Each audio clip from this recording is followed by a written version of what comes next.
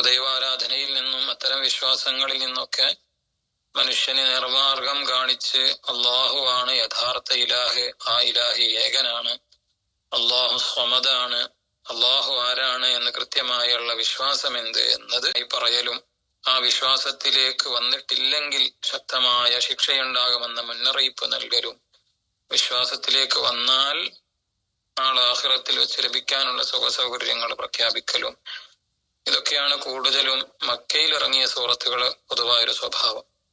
സൂറത്തുൽ മുൽക്ക് മക്കയിൽ ഇറങ്ങിയ സൂറത്തായതുകൊണ്ട് ഇതിലും കൂടുതലായും അള്ളാഹുവിനെ പരിചയപ്പെടുത്തലും അള്ളാഹുവിന്റെ കഴിവിനെ അറിയിക്കലും അള്ളാഹുവിനെ വിശ്വസിക്കാൻ വേണ്ടി മനുഷ്യന് ചിന്തിക്കാൻ ആവശ്യമായ അള്ളാഹുവിന്റെ ചില സൃഷ്ടികളെ പരിചയപ്പെടുത്തി കൊടുക്കലും അത് വിശ്വസിക്കാത്തവർക്ക് നരകശിക്ഷയുണ്ടെന്ന ശക്തമായ താക്കീതുമൊക്കെയാണ് ഈ സൂറത്തിന്റെ ആകത്തുക, അതിന്റെ മൊത്തത്തിലുള്ള ഒരു ചർച്ച. ഇൻഷാ അല്ലാഹ് അത് ഓരോ ആയത്തിലൂടെ കടന്നു പോകുമ്പോൾ നമുക്ക് കാര്യങ്ങൾ കൃത്യമായിട്ട് മനസ്സിലാവും. അള്ളാഹു തൗഫീഖ് ചെയ്യട്ടെ. ഖുർആനിൽ ഓരോ സൂറത്തിനും വ്യത്യസ്തമായ മഹത്വങ്ങൾ ഹദീസിൽ വന്നത് നമുക്ക് കാണാൻ കഴിയും.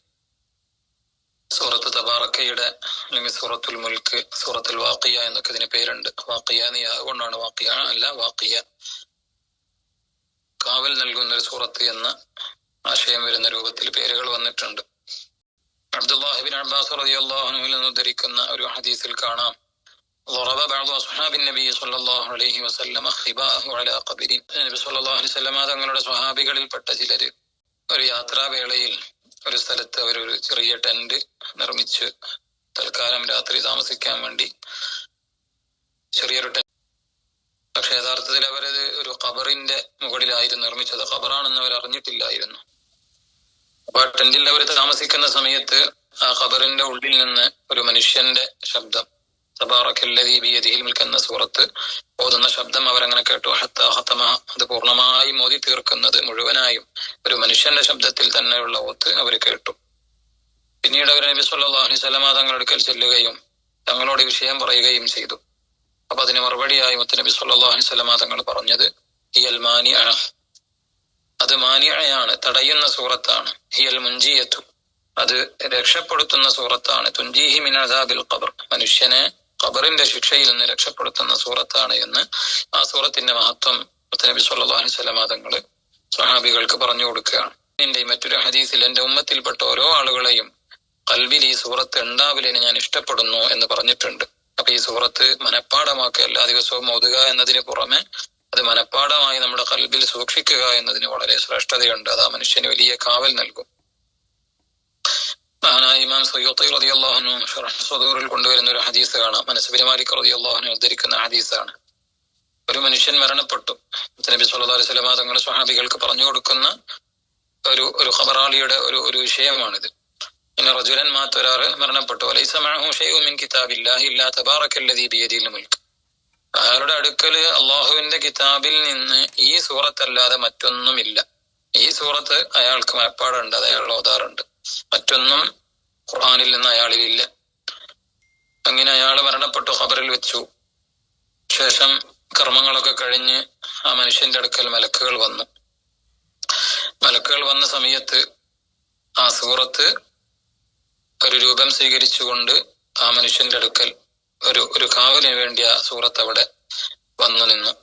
ഒരു ഒരു തടസ്സമായിട്ട് അദ്ദേഹത്തിന് ഒരു രക്ഷയായിട്ട് ഈ സൂറത്ത് ഇങ്ങനെ നിന്നപ്പോ മലക്കുകൾ ആ സൂറത്തിനോട് പറഞ്ഞു, ഇന്നകി മിൻ കിതാബില്ലാഹ്, നീ അള്ളാഹുവിന്റെ കിതാബിൽപ്പെട്ട ഒരു സൂറത്തല്ലേ, നിന്നോട് എതിര് പ്രവർത്തിക്കാൻ മലക്കുകളാ ഞങ്ങൾക്ക് കഴിയില്ല, നിന്റെ ഉടമസ്ഥത ഞങ്ങളുടെ കയ്യിലല്ല ഉള്ളത്. അതുകൊണ്ട് തന്നെ നീ അള്ളാഹുവുമായി സംസാരിക്കണം. ഞങ്ങൾ അള്ളാഹുവിന്റെ കൽപ്പന സ്വീകരിച്ച് വന്നവരാണ്, അള്ളാഹു പറഞ്ഞ കാര്യങ്ങൾ ചെയ്യാൻ വേണ്ടി വന്നവരാണ്. അതുകൊണ്ട് ഞങ്ങളെ മുന്നിൽ നീ തടസ്സമായി നിൽക്കുമ്പോൾ ഞങ്ങൾക്കത് ബുദ്ധിമുട്ടാണ്, ഞങ്ങൾക്ക് ഞങ്ങളുടെ കാര്യങ്ങൾ ചെയ്യണം. അതുകൊണ്ട് നിനക്ക് സംസാരിക്കാനുണ്ടെങ്കിൽ അത് അള്ളാഹുവിനോട് പറയണം എന്ന് മലക്കുകൾ പറയുമ്പോ ആ സൂറത്ത് അള്ളാഹുമായുള്ള സംസാരമാണ് പിന്നെ ഹദീസിലൂടെ പറയുന്നത്. അള്ളാഹുവിനെ വിളിച്ചു പറയുന്നു, നിന്റെ കിതാബായ ഖുർആനിൽ നിന്ന് എന്നെ പഠിച്ച് എന്നെ പാരായണം ചെയ്യുന്ന മനുഷ്യനാണിത്. ആ മനുഷ്യനെ നീ ശിക്ഷിക്കുകയാണോ റബ്ബേ? ഫഅനഫി ജൗഫിഹി, ആ മനുഷ്യന്റെ ഖൽബിൽ ഞാനുണ്ട്, ആ മനുഷ്യനെ പിന്നെ നീ ശിക്ഷിക്കുകയാണോ എന്ന് അള്ളാഹുവിനോട് ആ സൂറത്ത് സംസാരം തുടങ്ങുകയാണ്. ഫഇൻ കുൻത ഫാഇലൻ ദാലിക ബിഹി, ആ മനുഷ്യനെ നീ തീർച്ചയായും ശിക്ഷിക്കുന്നുണ്ടെങ്കിൽ ഫമഹ്നി മിൻ കിതാബിക, എന്റെ കിതാബായ ഖുർആനിൽ നിന്ന് എന്നെ നീ മായ്ച്ചു കളയണം. മനുഷ്യന് വേണ്ടി ഒരു വാദിക്കുന്ന രൂപത്തിൽ സൂറത്ത് ഇങ്ങനെ സംസാരിക്കുന്നു. പിന്നെ ഹദീസിന്റെ വിശദീകരണങ്ങൾ ധാരാളം അതിൽ വരുന്നുണ്ട്. ആ വിഷയം മാത്രം പ്രത്യേകം പറയാണ്. അവസാനം മലക്കുകൾ ആ മനുഷ്യന്റെ അടുക്കൽ നിന്ന് പോവുകയും ആ സൂറത്ത് ആ മനുഷ്യന് ആ മലക്കുകളെ അദാബിൽ നിന്ന് രക്ഷ വാങ്ങിക്കൊടുക്കുകയും ചെയ്യുന്നതാണ് ആ ഹദീസിൽ പരാമർശിച്ചിട്ടുള്ളത്. അപ്പൊ ഈ ഒരു നടന്ന വിഷയം സ്വഹാബികൾക്ക് മുത്തനബി സ്വല്ലല്ലാഹു അലൈഹി വസല്ലം തങ്ങൾ പറഞ്ഞു കൊടുക്കുകയാണ്. ലം യബ്ഖ സഗീറുൻ വലാ കബീറുൻ വലാ ഹുർറുൻ വലാ അബ്ദുൻ ഇല്ലാ തഅല്ലമഹാ. ഇത് കേട്ട സ്വഹാബികളിൽ നിന്ന് അവരിൽ ചെറിയവരും വലിയവരും സ്വതന്ത്രരും അടിമകളും സ്ത്രീകളും പുരുഷരും എല്ലാവരും ഈ സൂറത്ത് പഠിച്ചിട്ടുണ്ട്. പഠിക്കാത്ത ഒരാളും ഇല്ല. ഈ സൂറത്തിന് നബി സ്വല്ലല്ലാഹു അലൈഹി വസല്ലം തങ്ങൾ അൽ മുൻജിയ എന്ന് പേര് വെച്ചിട്ടുണ്ട് എന്ന ഹദീസിൽ അതിന്റെ അവസാനത്ത് പറയുന്നുണ്ട്. അപ്പൊ അത്രയും പ്രാധാന്യത്തോടെ നമ്മുടെ ജീവിതത്തിൽ നമ്മൾ മനഃപ്പാടമാക്കുകയും എല്ലാ ദിവസവും ഓതുകയും ചെയ്യേണ്ട ഒരു സൂറത്താണ് നമ്മൾ ചർച്ച ചെയ്യുന്ന സൂറത്ത്. ഇമാം മുസ്ലിം റഹ്മത്തുള്ളാഹി അലൈഹി തങ്ങൾ റിപ്പോർട്ട് ചെയ്ത ഹദീസിൽ കാണാൻ കഴിയും, ഇഖ്റഉൽ ഖുർആൻ, നിങ്ങൾ ഖുർആൻ ഓതണം, ഫഇന്നഹു യഅതി യൗമൽ ഖിയാമത്തി ശഫീഅൻ ലി അസ്ഹാബിഹി. ഖിയാമത്ത് നാളിൽ ആ ഖുർആൻ അതിന്റെ അസ്ഹാബികൾക്ക്, അതിന്റെ അഹ്ലുകാർക്ക് വേണ്ടി ശഫാഅത്ത് ചെയ്യാൻ ഖുർആൻ ഉണ്ടാവും എന്ന് പറയുന്നുണ്ട്. ഓരോ മനുഷ്യന്റെയും ഖിയാമത്ത് എന്ന് പറയുന്നത് ആ മനുഷ്യന്റെ മരണത്തോടുകൂടി അവൻ ആരംഭിച്ചു. അവന്റെ ദുന്യാവ് അവന്റെ മരണത്തോടുകൂടി അവസാനിച്ചു. അപ്പൊ ഖബർ മുതൽ പിന്നെ അങ്ങോട്ടുള്ള ലോകങ്ങളൊക്കെ മനുഷ്യൻ ഒറ്റക്ക് സഞ്ചരിക്കേണ്ട ലോകങ്ങളാണ്. അവിടെ ഒരു കൂട്ടുകാരൻ ഉണ്ടാവുക, ഒരു സഹായി ഉണ്ടാവുക, ഈ വിഷയത്തിൽ മുന്നിൽ നിൽക്കാൻ ഒരാൾ ഉണ്ടാവുക എന്ന് പറഞ്ഞാൽ അത് ഏറ്റവും വലിയ ആശ്വാസം. അപ്പൊ ഖുർആൻ അതിന് പറ്റിയ ആളാണ്. ഖുർആൻ അങ്ങനെ ഉണ്ടാവുമെന്ന് മുത്തനബി സ്വല്ലല്ലാഹു അലൈഹി വസല്ലം തങ്ങൾ ഉറപ്പ് തന്നിട്ടുണ്ട്. അതുകൊണ്ട് ഈ സൂറത്തിനെ സ്നേഹിച്ച് അതിനെ നമ്മൾ മുറുകെ പിടിച്ചാൽ ആ സൂറത്ത് നമ്മളെ കൂടെ ഉണ്ടാവും. അള്ളാഹു നമുക്ക് ഭാഗ്യം തരട്ടെ. ഇബ്നു അബ്ബാസ് റളിയല്ലാഹു അൻഹു ഒരു മനുഷ്യനോട് പറയുന്നുണ്ട്, അലാ തുഹിഫുക ബിഹദീസിൻ തഫറഹു ബിഹി, നിനക്ക് വളരെ സന്തോഷമുള്ള ഒരു വർത്താനം, ഒരു വാക്ക് ഞാൻ പറഞ്ഞു തരട്ടെ. അദ്ദേഹം പറഞ്ഞു, അതേ പറഞ്ഞോളൂ. തങ്ങൾ പറഞ്ഞു, തബാറക്കല്ലദീ ബിയദിഹിൽ മുൽക്ക്, ഈ തബാറക്കല്ലദീ ബിയദിഹിൽ മുൽക്ക് എന്ന സൂറത്ത് നീ പാരായണം ചെയ്യുക. വഅല്ലിംഹാ അഹ്ലക, അത് നിന്റെ കുടുംബത്തിന് നീ പഠിപ്പിച്ചു കൊടുക്കണം. വജമീഅ ഉൽദിക്ക്, നിന്റെ എല്ലാ മക്കൾക്കും അത് പഠിപ്പിച്ചു കൊടുക്കണം. സുബിയാന ബൈത്തിക്ക്, നിന്റെ വീട്ടിലെ ചെറിയ മക്കൾക്ക് വരെ അത് പഠിപ്പിച്ചു കൊടുക്കണം. വജിറാനിക്ക്, നിന്റെ അയൽവാസികളായ ആളുകൾക്കും അവരെ മക്കൾക്ക് വരെ നീ പഠിപ്പിച്ചു കൊടുക്കണം. ഫഇന്നഹൽ മുൻജിയത്തു വൽ മുജാദില, അത് മുൻജിയത്താണ്, രക്ഷപ്പെടുത്തുന്ന സൂറത്താണ്. വൽ മുജാദില, തർക്കിക്കുന്ന, അള്ളാഹുവിന്റെ മുന്നിൽ നിനക്ക് വേണ്ടി തർക്കിച്ച് നിന്നെ രക്ഷപ്പെടുത്തുന്ന ഒരു സൂറത്ത്. كان عثمان بن عفان رضي الله عنه إذا وقف على قبر, മഹാനായ ഉസ്മാൻ ബിൻ അഫ്ഫാൻ റളിയല്ലാഹു അൻഹു ഒരു ഖബറിന്റെ അടുത്ത് നിന്ന് വല്ലാതെ കരയും. കരഞ്ഞ് അവിടുത്തെ താടി രോമങ്ങളൊക്കെ നനയും. അദ്ദേഹത്തോട് ചോദിക്കപ്പെട്ടു, സ്വർഗത്തിനെയും നരകത്തിനെയൊക്കെ പറയപ്പെടുന്നുണ്ട്, വലാ തബ്കി, ആ സമയത്തൊന്നും ഇത്രയധികം തങ്ങൾക്ക് കരയുന്നത് കാണാറില്ലല്ലോ. ഈ ഖബർ കാണുമ്പോഴേക്ക് എന്താണ് ഇത്രയും വലിയ രൂപത്തിലുള്ള ഒരു കരച്ചിൽ തങ്ങൾ കരയുന്നത്? സ്വർഗവും നരകവും പറയുമ്പോൾ പോലും ഇത്ര കരച്ചിൽ കാണാറില്ലല്ലോ. മഹാനവറുകൾ പറഞ്ഞു, ഇന്ന റസൂലുള്ളാഹി സ്വല്ലല്ലാഹു അലൈഹി വസല്ലം ഖാൽ, മുത്തനബി സ്വല്ലല്ലാഹു അലൈഹി വസല്ലം തങ്ങൾ പറഞ്ഞു, ഇന്നൽ ഖബറ അവ്വലു മനാസിലിൽ ആഖിറ, ആഖിറത്തിലെ വീടുകളിൽ ആദ്യത്തെ വീട് ഖബറാണ്. ഫഇൻ നജാ മിൻഹു, അതിൽ നിന്നൊരാൾ രക്ഷപ്പെട്ടാൽ ഫമാ ബഅദഹു ഐസറു മിൻഹു, അതിന്റെ ബാക്കിയുള്ളതൊക്കെ പിന്നെ എളുപ്പമാണ്. ഇല്ലം യൻജു മിൻഹു, ഖബറിൽ നിന്ന് ഒരാൾക്ക് രക്ഷപ്പെടാൻ കഴിഞ്ഞിട്ടില്ലെങ്കിലോ ഫമാ ബഅദഹു അശദ്ദു മിൻഹു, അതിന്റെ ബാക്കിയുള്ളതൊക്കെ ഖബറിനേക്കാളും വലിയ പ്രയാസകരമായ ഘട്ടങ്ങളാണ്. എന്നിട്ട് നബി സല്ലല്ലാഹു അലൈഹി വസല്ലം തങ്ങൾ പറഞ്ഞു, മാ റഅയ്തു മൻളറൻ ഖത്തു ഇല്ലാ വൽ ഖബ്റു അഫ്ളഉ മിൻഹു, ഖബറിനേക്കാളും ഏറ്റവും പ്രയാസകരമായ മോശകരമായ ഒരു കാഴ്ചയും ഞാൻ കണ്ടിട്ടില്ല. അപ്പൊ ഖബർ അതല്ലേ പേടിക്കേണ്ടത്? അവിടെ രക്ഷപ്പെട്ടാ പിന്നെ ബാക്കിയുള്ള വിഷയത്തിലൊന്നും പേടിക്കണ്ടല്ലോ. അവിടുന്ന് രക്ഷ കിട്ടിയിട്ടുണ്ടെങ്കിൽ ഇനി പിന്നെ മഹ്ശറിൽ വരാനുള്ള ഹിസാബും അവിടെയൊക്കെ വിജയിക്കാൻ കഴിയും, സിറാത്ത് പോലൊക്കെ വിട്ടുകടക്കാൻ കഴിയും എന്ന് ഖബറിന് തന്നെ മനസ്സിലാവുമല്ലോ. പിന്നെ അവിടുന്ന് അങ്ങോട്ടെല്ലാ കാലത്തേക്കും ആശ്വാസമല്ലേ. അതേസമയം ഖബറിൽ രക്ഷപ്പെടാൻ കഴിഞ്ഞിട്ടില്ലെങ്കിലോ ആ സമയം മുതൽ പിന്നെ അങ്ങോട്ടൊക്കെ ശിക്ഷകളാണ്. ഇതിനേക്കാളും വലിയ ഘട്ടങ്ങളാണ് ജീവിതത്തിൽ ഓരോന്നും വരാനുള്ളത്. അവിടെയൊക്കെ പരാജയപ്പെടുമെന്ന് ഖബറിന് തന്നെ മനസ്സിലായില്ലേ. അപ്പൊ വല്ലാത്തൊരു ജീവിതാവൂലേ പിന്നെ അതിന് ശേഷമുള്ള കാലങ്ങളൊക്കെ. അതുകൊണ്ട് തന്നെ ഖബറാണ് ഏറ്റവും കൂടുതൽ പേടിക്കേണ്ടത് എന്ന് ഉസ്മാൻ ബിൻ അഫ്ഫാൻ റളിയല്ലാഹു അൻഹു അവിടെ ആ ഒരു സംസാരത്തിലൂടെ പഠിപ്പിച്ചു തരികയാണ്. അപ്പൊ ഖബറിൽ രക്ഷപ്പെടാനാണ് ഈ സൂറത്ത് പ്രത്യേകം പറഞ്ഞിട്ടുള്ളത്. അതുകൊണ്ട് ഒരു ദിവസം പോലും ഒഴിവാകാത്ത രൂപത്തിൽ പതിവായി ഓതുന്നവർക്ക് അത് ദിക്റാണ് എന്നുള്ള നിലക്ക്, ഖുർആനോത്ത് സാധാരണ ഹൈദോ നിഫാസ് ഒക്കെ ഉള്ള സമയത്ത് പോലും ഇതൊരു ദിക്ർ എന്ന നിലക്ക് ആ ദിവസം നമുക്ക് മുടങ്ങാതെ ഓതാൻ കഴിയും. ഇമാമുകൾ അവരുടെ കിതാബിലൊക്കെ അത് പറഞ്ഞിട്ടുണ്ട്. അവിടെ നമ്മൾ പതിവായി ചെയ്യുന്ന ഒരു കാര്യമാകുമ്പോൾ അത് ദിക്ർ വിർദായി മാറും. അതുകൊണ്ട് തന്നെ ഒരു ദിക്റാണ് എന്ന നിലക്ക്, പതിവായി ചെയ്യുന്ന കാര്യം എന്ന നിലക്ക് അനിയത്തോടുകൂടി നമുക്ക് ഓതാൻ കഴിയും, ഒരു ദിവസവും വിട്ടുപോവാതെ. അല്ലാഹു തൗഫീഖ് ചെയ്യട്ടെ. അബൂ സഈദ് റളിയല്ലാഹു അൻഹു റിപ്പോർട്ട് ചെയ്യപ്പെടുന്ന ഹദീസിൽ കാണാൻ കഴിയും, ദഖല റസൂലുള്ളാഹി സ്വല്ലല്ലാഹു അലൈഹി വസല്ലം മുസല്ലാഹു, ഒരു ദിവസം നബി സ്വല്ലല്ലാഹു അലൈഹി വസല്ലം തങ്ങൾ നിസ്കരിക്കുന്ന സ്ഥലത്തേക്ക് വന്നു. ഖുർആനാസൻ കഅന്നഹും യക്തശിറൂന ഐ യദ്ഹഖൂന, അവിടെ ഉണ്ടായിരുന്ന ആളുകൾ അവരിങ്ങനെ ചിരിക്കുകയാണ്, എന്തോ വിഷയങ്ങൾ പറഞ്ഞ് അവർ ചിരിക്കുന്നത് കണ്ടുകൊണ്ടാണ് നബി സ്വല്ലല്ലാഹു അലൈഹി വസല്ലം തങ്ങൾ വരുന്നത്. അപ്പൊ അവിടുന്ന് പറഞ്ഞു, അമാ ഇന്നക്കും ലൗ അക്സറത്തും ദിക്റ ഹാദിമിൽ ലദാത്ത്, നിങ്ങൾക്ക് എല്ലാ സുഖങ്ങളെയും എല്ലാ രസങ്ങളെയും എല്ലാ ചിരികളും ഒക്കെ മുറിച്ച് മരണത്തെ ഓർക്കലിനെ അധികരിപ്പിച്ചുകൂടെ? നിങ്ങൾ എന്തിനാണ് ഇങ്ങനെ ചിരിച്ചിരിക്കുന്നത്? ആ സമയം കൊണ്ട് നിങ്ങൾക്ക് മരണത്തെ ആലോചിച്ചിരുന്നുകൂടെ എന്ന് തങ്ങൾ ചോദിക്കുന്നുണ്ട്.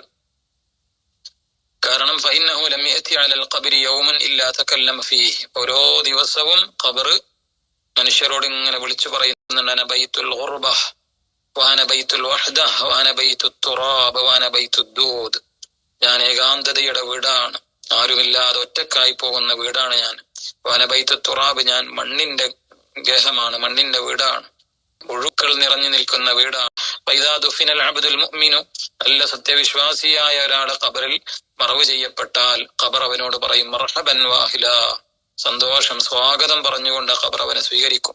എന്നിട്ട് പറയും അമാ ഇൻ കുൻത ലാ ഹബ്ബ മൻ യംശി അലാ ദഹരി ഇലയ്യ, എന്റെ ലഹറിലൂടെ ഭൂമിയുടെ പുറത്തുകൂടെ നീ ഇങ്ങനെ നടക്കുന്ന സമയത്ത് ഞാൻ നിന്നെ വല്ലാതെ ഇഷ്ടപ്പെട്ടു, നിന്നെ എനിക്ക് കിട്ടിയിരുന്നെങ്കിൽ നീ ആഗ്രഹിച്ചു. ഫൈദ് ഉല്ലീതു കല്യവും, ഇന്ന് നിന്നെ എനിക്ക് കിട്ടി. വസിറത്തയിലയ്യ, നീ എന്നിലേക്ക് എത്തിയിട്ടുണ്ട്. ഫസതറാ സുനിയബിക്ക, ഞാൻ നിനക്ക് വേണ്ടി ചെയ്യുന്ന കാര്യങ്ങളൊക്കെ കണ്ടോളൂ.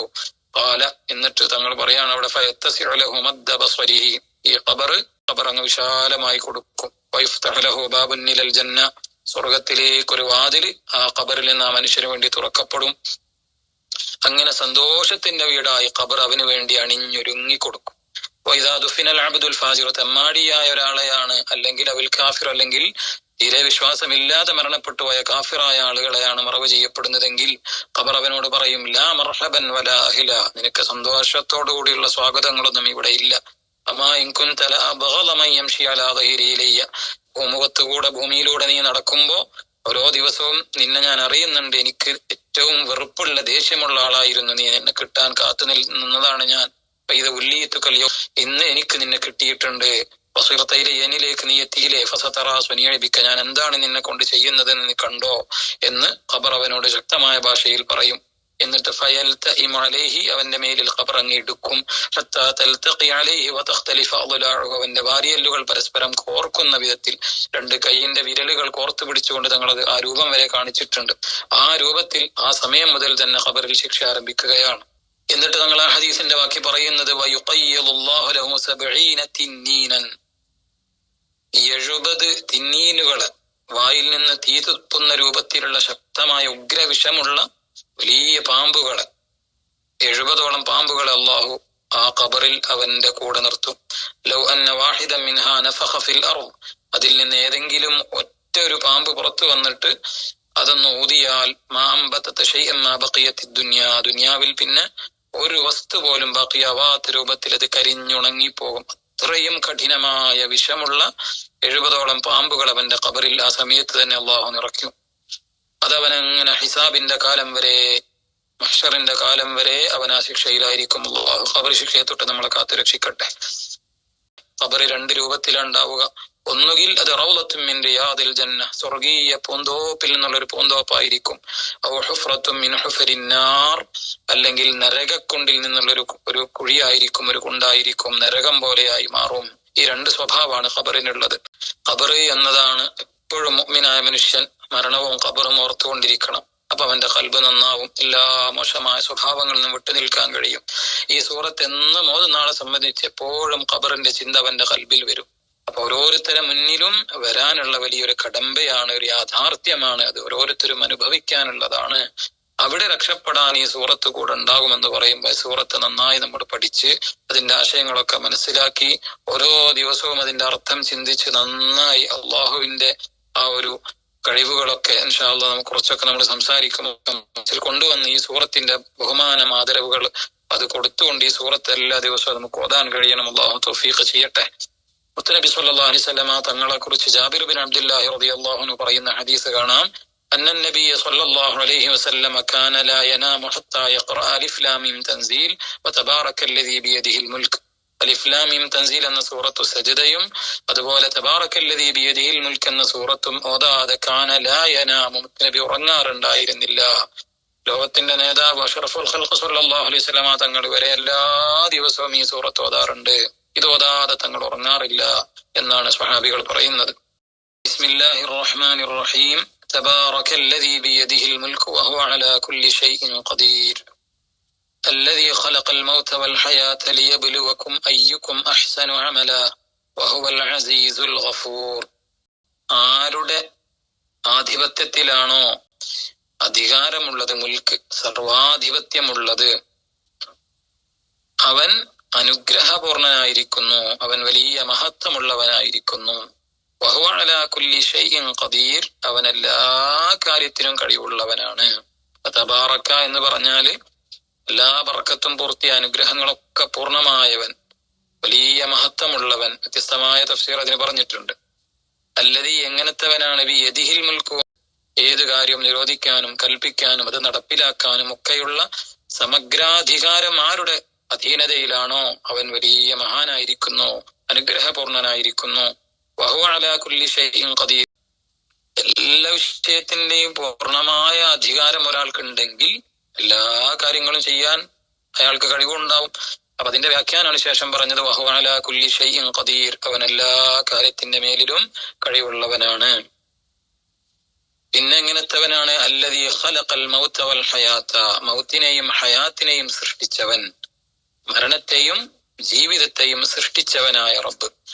എന്തിനാണ് മരണവും ജീവിതമൊക്കെ സൃഷ്ടിച്ചിട്ടുള്ളത്? ലിയബ്ലുവക്കും, അവൻ നിങ്ങളെ പരീക്ഷിക്കാൻ വേണ്ടി. അയ്യുക്കും അഹ്സനു അമല, നിങ്ങളിൽ ആരാണ് സൽക്കർമ്മങ്ങൾ നന്നായി ചെയ്യുന്നവൻ എന്ന് പരീക്ഷിച്ചറിയാൻ വേണ്ടിയാണ് ജീവിതവും മരണവും സൃഷ്ടിച്ചത്. വഹുവൽ അസീസുൽ ഗഫൂർ, അവൻ അസീസ് പ്രതാപിയാണ്, ഗഫൂർ ഏറെ പൊറുക്കുന്നവനാണ്, ധാരാളമായി പുറത്തു കൊടുക്കുന്നവനും പ്രതാപിയുമാണ് അല്ലാഹു. അവൻ പ്രതാപിയാണെന്ന് പറഞ്ഞാൽ അവന്റെ ഏത് തീരുമാനങ്ങളും അതൊക്കെ നടപ്പിലാക്കാൻ കഴിവുള്ളവനാണ്, അതനുസരിക്കാത്തവരെ ശിക്ഷിക്കാൻ കഴിവുള്ളവനാണ്, അസീസാണ്. അതേസമയം ഗഫൂർ, ഇവിടെ ഏതെങ്കിലുമൊക്കെ വല്ല തെറ്റുകുറ്റങ്ങളും വന്നുപോയാണ് നന്നായി പൊറുക്കുന്നവനുമാണ്. ആ രണ്ടായത്തുകൾ നമുക്ക് ചെറിയ രൂപത്തിലൊന്ന് വിശദീകരിക്കാം. ഇതിലൊന്ന് തബാറക്കല്ലദീ ബിയദിഹിൽ മുൽക്കു. ഇവിടെ അല്ലാഹുവിന്റെ സൂറത്ത് പറഞ്ഞു തുടങ്ങുന്നത് അള്ളാഹുവിന്റെ ഇസ്മ പറഞ്ഞുകൊണ്ടല്ല, അധികാരം ആരുടെ കയ്യിൽ എന്ന ആ ഒരു സ്വഭാവത്തിലാണ്. അപ്പൊ നേരത്തെ നമ്മൾ പറഞ്ഞിരുന്നു ഇത് മക്കിയായ സൂറത്ത്, അതുകൊണ്ട് തന്നെ അവിടെ ഒരു ഇൻസാറിന്റെ മുന്നറിയിപ്പിന്റെയും അള്ളാഹുവിന്റെ അധികാരത്തിന്റെയും മനുഷ്യന് കഴിവുകളില്ല, അള്ളാഹുവിന് എല്ലാ കഴിവുകളും ഉണ്ട് എന്ന ആ ഒരു അള്ളാഹുവിന്റെ കഴിവുകളൊക്കെ വിളിച്ചോതുക എന്ന സ്വഭാവമാണ് ഈ സൂറത്തിനുണ്ടാവുക. അതുകൊണ്ട് തന്നെ യുഇസ്സു മൻ യശാഉ വയുദില്ലു മൻ യശാഉ, അള്ളാഹു ഉദ്ദേശിക്കുന്നവർക്കൊക്കെ അള്ളാഹു ഇസ്സത്ത് നൽകും, നല്ല പ്രതാപം നൽകും. വയുദില്ലു മൻ യശാഉ, അള്ളാഹു ഉദ്ദേശിക്കുന്നവരെ അള്ളാഹു നിസ്സാരന്മാരാക്കും, നിന്നതയിലാക്കും. വയുഹീ വയുമീത്, ഉദ്ദേശിക്കുന്നവരെ ജീവിപ്പിക്കും, ഉദ്ദേശിക്കുന്നവരെ മരിപ്പിക്കും. വയുഗ്നീ വയുഫ്ഖിർ, ഐശ്വര്യം കൊടുക്കേണ്ടവർക്ക് അള്ളാഹു ഉദ്ദേശിച്ചവർക്കൊക്കെ ഐശ്വര്യം കൊടുക്കും. ദാരിദ്ര്യം കൊടുക്കേണ്ടവരെ അള്ളാഹു അങ്ങനെ ദരിദ്രന്മാരാക്കും. അള്ളാഹു നൽകാൻ തീരുമാനിച്ചിട്ടുണ്ടെങ്കിൽ അതെല്ലാം നൽകേണ്ടവർക്ക് അള്ളാഹു നൽകും. തടയാൻ വിചാരിച്ചതൊക്കെ അള്ളാഹു തടയും, എല്ലാ വിഷയത്തിലേക്കും. അതാണ് ആരുടെ കയ്യിൽ അധികാരമുള്ളത്, എല്ലാ വിഷയത്തിനും കഴിവുള്ള ആളാണ് എന്നർത്ഥം. അപ്പൊ ഏത് വിഷയത്തിലേക്കും അതിനെ വിശദീകരിക്കാൻ കഴിയും. ദുന്യാവിൽ ചില ആളുകൾക്കൊക്കെ അള്ളാഹു അധികാരം കൊടുക്കും. എന്ത് അധികാരം അള്ളാഹു കൊടുത്തിട്ടുണ്ടോ അതൊന്നും ശാശ്വതമല്ല. ദുന്യാവിൽ ഒരിക്കലും അത് എല്ലാ കാലത്തേക്കും അല്ലെങ്കിൽ എല്ലാ വിഷയത്തിലും ഉള്ളൊരു സർവാധികാരം അതൊരാൾക്കുമില്ല. അത് അള്ളാഹുവിന്റെ കരങ്ങളിൽ മാത്രമാണ്. ഒരു രാജാവാണെങ്കിൽ ഒരു നാടിന്റെ പ്രസിഡന്റ് ആവാൻ, അല്ലെങ്കിൽ രാജാവാകണമെങ്കിൽ പ്രജകൾ അവനെ അനുസരിക്കണം, അവനെ ഭയപ്പെടണം. അല്ലെങ്കിൽ ബഹുമാനം കൊണ്ടുള്ള അനുസരണമെങ്കിൽ ഉണ്ടാവണം, അല്ലെങ്കിൽ ഭയം കൊണ്ടുള്ള അനുസരണം ഉണ്ടാവണം. അങ്ങനെ ഒരു പ്രജകളില്ലെങ്കിൽ പിന്നെ രാജാവ് എന്ന് പറയുന്നതിന് അർത്ഥമില്ല. അവന്റെ പട്ടാളം രാജാവ് പറയുന്നത് അനുസരിക്കണം, അവനെ ഭയപ്പെടണം, അവൻ പറയുന്നത് അവന്റെ പട്ടാളം നടപ്പിലാക്കണം. എങ്കിലേ അവന് അധികാരം ഉള്ളൂ. അത് തന്നെ പൂർണ്ണാധികാരമല്ല. അവന്റെ മുമ്പ് മറ്റൊരു രാജാവ് ഉണ്ടാവും. മരണം കൊണ്ടോ അല്ലെങ്കിൽ വേറെ എന്തെങ്കിലും കഴിവുകേടുകൾ കൊണ്ടോ അയാളുടെ സ്ഥാനം നീങ്ങുമ്പോഴാണ് അടുത്ത ആളിലേക്ക് അധികാരം എത്തുന്നത്. ഇനി ഇയാളും ഇന്നല്ലെങ്കിൽ നാളെ ഈ അധികാരം മാറി മറ്റൊരാളിലേക്ക് അധികാരം നീങ്ങും. അതൊരിക്കലും ശാശ്വതമല്ല. അള്ളാഹുവിന്റെ അധികാരത്തിലേക്ക് ചേർത്ത് നോക്കണം നമ്മൾ. അതാണ് സർവാധികാരം അള്ളാഹുവിന്റെ കയ്യിലാണ് എന്ന് പറയുന്നത്. എത്ര കഴിവുള്ള അധികാരിയാണെങ്കിലും ഇനി സ്വന്തം ശരീരത്തിൽ വല്ല അധികാരവും ഏതെങ്കിലും മനുഷ്യനുണ്ടോ? സ്വന്തം ശരീരം എന്ന് നമ്മുടെ സ്വന്തം എന്ന് പറയാൻ പറ്റിയതല്ലേ ഒരാളെ ശരീരം എന്നത്. അതിൽ വല്ല അധികാരവും മനുഷ്യനുണ്ടോ? ഒരധികാരവും മനുഷ്യന് നടത്താൻ കഴിയൂല. അവന്റെ സമ്മതമില്ലാതെയാണ് അവന് മുടി മുളക്കുന്നത്, പല്ല് മുളയ്ക്കുന്നത്, അതിന്റെ കളർ തീരുമാനിക്കപ്പെടുന്നത്, അതിന്റെ കളർ ചില സമയങ്ങളിൽ മാറി വെള്ളക്കളറിലേക്ക് മാറുന്നത്, അവന്റെ സ്കിൻ, അവന്റെ തൊലി അത് ഏത് നിറത്തിലാവണമെന്ന് തീരുമാനിക്കാൻ പോലും ഒരാൾക്കും അധികാരമോ അവകാശമോ ഇല്ല. ഓരോ ദിവസം കഴിയും തോറും അവന്റെ ആയുസ് കുറഞ്ഞു വരുന്നുണ്ട്. അവന്റെ ശ്വാസോച്ഛ്വാസത്തിന്റെ കണക്ക് തീരുമാനിക്കാൻ അവന് അധികാരമോ അവകാശമോ ഇല്ല. ഓരോ ദിവസം കഴിയും തോറും അവന്റെ ശക്തി ക്ഷയിച്ചുകൊണ്ടിരിക്കുന്നുണ്ട്. അവന് മുമ്പുണ്ടായിരുന്ന ആരോഗ്യം ഇപ്പോഴില്ലാതെ നശിച്ചുകൊണ്ടിരിക്കുന്നുണ്ട്. അവന്റെ സമ്മതമില്ലാതെ അവന് രോഗം വരുന്നു, പനി വരുന്നു. ഒന്നും നിയന്ത്രിക്കാനോ അതൊന്നും വേണ്ട എന്ന് വെക്കാനോ ഒന്നും ഒരാൾക്കും ഒരു അധികാരവും. ഏത് നാട്ടിൽ ജനിക്കണം, ഏത് ഭാഷ സംസാരിക്കുന്നവനായി ജനിക്കുക, ഒരു മലയാളിയാവണോ, ഒരു അറബിയാവണോ, ഒരു ഇംഗ്ലീഷുകാരനാവണോ, ഏത് നാട്ടുകാരനോ, ഇതൊന്നും ഒരു മനുഷ്യനും അവൻ ആരുടെ മകനായി ജനിക്കണം, ആരുടെ മകളായി ജനിക്കണം, ഇതൊന്നും മനുഷ്യ അധികാരമില്ല. എല്ലാ അധികാരവും, യഥാർത്ഥ സർവാധികാരം അള്ളാഹുവിന്റെ കരങ്ങളിലാണ്. അതാണ് അള്ളാഹു തുടക്കത്തിൽ തന്നെ പറയുന്നത്, തബാറകല്ലദീ ബിയദിഹിൽ മുൽക്കു വഹുവ അലാ കുല്ലി ഷൈഇൻ ഖദീർ.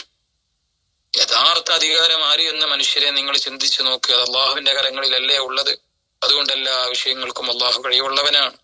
അപ്പൊ നിങ്ങൾ മരണപ്പെട്ടാൽ പുനർജന്മം നൽകാനും സ്വർഗമോ നരകമോ അതൊക്കെ തീരുമാനിക്കാനും ഒക്കെ അള്ളാഹുവിന് അധികാരമുണ്ട്. അള്ളാഹുവിനെ നിങ്ങൾ വിശ്വസിച്ച് നിങ്ങൾ മുസ്ലിമായി ജീവിക്കണം എന്ന ആശയത്തിലേക്കാണ് അവിടെ ആ ഒരു ആയത്ത് വിളിച്ചോതുന്നത്. നമ്മളെ സൃഷ്ടിച്ചവൻ ആരാണോ ആ സൃഷ്ടാവാണ് നമ്മുടെ ജീവിതത്തിനുള്ള ഒരു ഡയറക്ഷൻ തരേണ്ടത്. ഒരു വാഹനമായാലും മറ്റെന്തെങ്കിലും ഉപകരണങ്ങളായാലും ഏത് വസ്തുവായാലും ആരാണോ അത് മെയ്ഡ് ചെയ്തത്, ഉണ്ടാക്കിയത്, അവർക്ക് അതിന് നിർദ്ദേശങ്ങൾ ഉണ്ടാകും. അത് ഇന്ന സമയത്ത് ഇന്ന രൂപത്തിൽ ഇങ്ങനെയൊക്കെയാണ് ഉപയോഗിക്കേണ്ടത് എന്നതുപോലെ മനുഷ്യനെ സൃഷ്ടിച്ചത് അള്ളാഹു ആണെങ്കിൽ ആ മനുഷ്യന്റെ ഓരോ ജീവിതത്തിൽ, ഓരോ സമയങ്ങളിൽ, ഓരോ ഘട്ടങ്ങളിലും അവൻ എന്ത് ചിന്തിക്കണം, എന്ത് പറയണം, എന്ത് പറഞ്ഞുകൂടാ, എന്ത് കഴിക്കണം, എന്ത് കഴിച്ചുകൂടാ, എല്ലാം ആ മനുഷ്യന്റെ സർവ്വ ജീവിതത്തിൽ എല്ലാ മേഖലയിലുമുള്ള മുഴുവൻ കാര്യങ്ങളും അള്ളാഹുവിന്റെ നിർദ്ദേശം അനുസരിച്ചായിരിക്കണം. അതുകൊണ്ട് തന്നെ മനുഷ്യന്റെ മനസ്സെപ്പോഴും ആഖിറത്തിന്റെ ചിന്തയിലായിരിക്കണം. ആഖിറത്തിന്റെ ചിന്തയിൽ മനുഷ്യന്റെ ഖൽബ് എപ്പോഴും സജീവമായി നിന്നാൽ അവന് ദുന്യാവിൽ നിന്ന് ആവശ്യമുള്ള കാര്യങ്ങളൊക്കെ അള്ളാഹു അവന്റെ മുന്നിൽ ഒരുമിച്ച് കൂട്ടിക്കൊടുക്കും. അവനത് വളരെ എളുപ്പം കിട്ടും. ദുന്യാവ് അവനിലേക്ക് ഇങ്ങോട്ട് വരും. ദുന്യാവിനെ അന്വേഷിച്ചു പോകേണ്ട ആവശ്യം ഉണ്ടാവില്ല. ഒരാളെപ്പോഴും ദുന്യാവിന്റെ കാര്യം ആലോചിച്ചാണ് ജീവിതമെങ്കിൽ, ദുന്യാവിലെ പ്രയാസങ്ങളെ കുറിച്ച് ചിന്തിച്ച് ദുന്യാവിലെ സുഖം കിട്ടാനുള്ള കാര്യങ്ങൾ നോക്കി എങ്ങനെ ദുന്യാവിന്റെ പിന്നിലൂടെയാണ് ഒരാളെ ചിന്തയും ജീവിതവുമെങ്കിലോ അവന്റെ കണ്ണുകൾക്കിടയിൽ അള്ളാഹു ദാരിദ്ര്യം വെച്ചു കൊടുക്കും. എവിടെ നോക്കിയാലും അവൻക്ക് ഒരു ഐശ്വര്യം അവന്റെ ജീവിതത്തിൽ കണ്ടെത്താൻ കഴിയില്ല. എപ്പോഴും അവന്റെ മനസ്സിൽ ആ ടെൻഷൻ ഇങ്ങനെ കൂടിക്കൊണ്ടിരിക്കും. ദുന്യാവിൽ അവൻ ആവശ്യമുള്ള കാര്യങ്ങളൊക്കെ അള്ളാഹു പല ഭാഗത്താക്കി കളയും. പിന്നെ അവനെ എത്തിപ്പിടിക്കാൻ അത് കഴിയൂല. അതിനുവേണ്ടി നെട്ടോട്ടം ഓടി അവന്റെ ജീവിതം തീർന്നു പോകും. അവിടെ മനസ്സിലാക്കേണ്ട എന്താ, ദുന്യാവിൽ നിന്ന് എന്താണോ ഒരു മനുഷ്യൻ അള്ളാഹു കണക്കാക്കിയിട്ടുള്ളത് അതേ കിട്ടുള്ളൂ. അപ്പൊ ഇവിടെ ഈ ഹദീസ് മുൻനിർത്തി നമ്മൾ വായിച്ചെടുക്കേണ്ട ഒരു കാര്യം എന്താണ്, എത്ര വലിയ പ്രയാസങ്ങൾ നമ്മളെ ജീവിതത്തിൽ അള്ളാഹു തന്നിട്ടുണ്ടെങ്കിലും അത് തീരുമാനിച്ചത് അള്ളാഹുവാണ്. കാരണം എല്ലാ അധികാരവും അള്ളാഹുവിന്റെ കയ്യിലാണ്. നമുക്ക് ഏത് ജോലി കിട്ടണം, നമ്മൾ ഏത് കുടുംബത്തിൽ ആരുടെ ഭാര്യയായി അല്ലെങ്കിൽ ആരുടെ ഭർത്താവായി ആരുടെ മക്കളായി ജീവിക്കണം, ഒക്കെ റബ്ബിന്റെ തീരുമാനമാണ്. ഏത് സമയത്ത് നമ്മുടെ ജീവിതത്തിൽ എന്ത് സംഭവിക്കണം അള്ളാഹുവിന്റെ തീരുമാനമാണ്. നമ്മുടെ സൃഷ്ടാവ് ആരാണോ ആ സൃഷ്ടാവാണ് ഇതെല്ലാം തീരുമാനിച്ച് നടപ്പാക്കുന്നത്. അതൊക്കെ ജീവിതത്തിലെ പരീക്ഷണങ്ങളാണ്. അതുകൊണ്ട് തന്നെ അതിന്റെ വിഷയത്തിൽ ഒരു മുസ്ലിമിനെ സംബന്ധിച്ച് ടെൻഷൻ അടിക്കാനോ വിഷമിക്കാനോ അതിന്റെ പേരിൽ വിഷമിച്ചിരിക്കാനോ മറ്റുള്ള ഖൈറുകൾ മുടക്കാനോ ഒന്നും ഒരു വകുപ്പുമില്ല. അങ്ങനെയല്ല മുഅ്മിനി ചെയ്യേണ്ടത്. അവന്റെ ഹമ്മ ആഖിറത്തിന്റെ വിഷയത്തിൽ മാത്രമായിരിക്കണം. കാരണം അള്ളാഹു ജീവിതവും മരണവും പഠിച്ചത് എന്തിനാണ് അടുത്ത ആയത്തിൽ പറയുന്നുണ്ട്. അള്ളാഹുവിന്റെ സർവാധികാരം ഉള്ളത് കൊണ്ട് ഈ ഭൂമിയൊക്കെ സൃഷ്ടിച്ചു. അവിടെ മനുഷ്യൻ എന്ന സൃഷ്ടിയെ അള്ളാഹു വെച്ചു. അവനാവശ്യമുള്ള സൗകര്യങ്ങളൊക്കെ അള്ളാഹു കൊടുത്തു. അങ്ങനെ ജീവിതവും മരണമൊക്കെ അള്ളാഹു പഠിച്ചു. എന്തിനു വേണ്ടി? ലിയബ്ലുവക്കും അയ്യുക്കും അഹ്സനു അമല. ഈ ദുനിയാവിൽ തന്ന സുഖ സൗകര്യങ്ങൾ എല്ലാം ഉപയോഗപ്പെടുത്തി നാളത്തെ ആഖിറത്തിന് വേണ്ടി ആര് നന്നായി പണിയെടുക്കുന്നു എന്നുള്ള പരീക്ഷണത്തിന്റെ ലോകമാണ്. അപ്പൊ എപ്പോഴും ചിന്ത ഉണ്ടാവേണ്ടത് ഒരു മുഅ്മിനെ സംബന്ധിച്ച് ആഖിറത്തിന്റെ കാര്യമാണ്, ദുനിയാവിന്റെ കാര്യമല്ല. ദുനിയാവ് പലർക്കും അള്ളാഹു പല രൂപത്തിലാണ് കണക്കാക്കിയിട്ടുണ്ടാവുക. മഹാനായ ഇമാം ശിബിലി റളിയല്ലാഹു അൻഹുവിനെ തൊട്ട് ഉദ്ധരിക്കപ്പെടുന്ന ഒരു സംസാരമുണ്ട്. അന്ത മൻ അറഫല്ലാഹ ഹമല അസ്സമാവാതി വൽ അർദ അലാ ശഅറത്തിൻ മിൻ ജഫ്നി ഐനിഹി. ഒരാള് അള്ളാഹുവിനെ മനസ്സിലാക്കേണ്ടതുപോലെ മനസ്സിലാക്കിയാൽ, അള്ളാഹു ആര്, അള്ളാഹുവിന്റെ തീരുമാനങ്ങൾ എന്ത്, ഈമാൻ കാര്യത്തിലെ ഖദർ ഖളാ എല്ലാം അള്ളാഹുവിന്റെ തീരുമാനങ്ങളാണ് എന്നുള്ള ആ ഒരു കൃത്യമായ അറിവ് ഒരാളെ ഖൽബിൽ കയറിയിട്ടുണ്ടെങ്കിൽ ഈ ആകാശഭൂമി മുഴുവൻ അവന്റെ ഒരു കൺപോളയുടെ മേലെ വെച്ചു കൊടുത്താലും അവനത് ചുമക്കാൻ കഴിയും. അവൻ ആ വിഷയത്തിൽ ഒരു പരാജയം ഉണ്ടാവില്ല. അത്രയും ഹിമ്മത്ത് അവനുണ്ടാവും. അപ്പൊ അള്ളാഹുവിന്റെ ഖദറാണ്, അള്ളാഹുവിന്റെ ഖളാ ആണ് എന്ന ഉറച്ച തീരുമാനം എപ്പോഴും ഖൽബിലുണ്ടെങ്കിൽ എത്ര വലിയ മലയോളം പ്രയാസം വന്നാലും അവിടെ നിന്നും മനസ്സിന് ഒന്നും ബാധിക്കൂല. ശരീരം മുഴുവനും രോഗം ഉണ്ടാവും. മഹാനായ ഷെയ്ഖ് മുഹീദ് ഷെയ്ഖ് റളിയല്ലാഹു അൻഹു അവിടെ വഫാത്തിന്റെ സമയത്ത് കിതാബുകളിൽ കാണാം അവിടുത്തെ വഫാത്തിന്റെ വിശദീകരണം.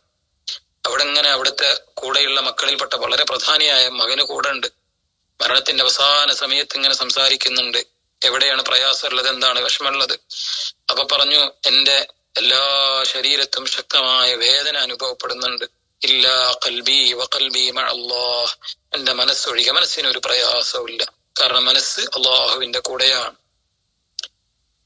മരണത്തിന്റെ സമയത്ത് ശരീരത്തിന് ധാരാളം പ്രയാസങ്ങൾ വരും, വേദനകൾ വരും, പല വിഷമങ്ങളും വരും.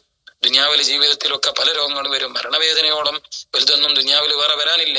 പക്ഷെ ആ സമയത്ത് പോലും ഖൽബിനൊരു പ്രശ്നവുമില്ല. അപ്പൊ മനസ്സിന്റെ പ്രശ്നമല്ലെങ്കിൽ ഒന്നും മുഅ്മിനെ സംബന്ധിച്ച് എവിടെയും ഒരു ടെൻഷന്റെ ആവശ്യമില്ല.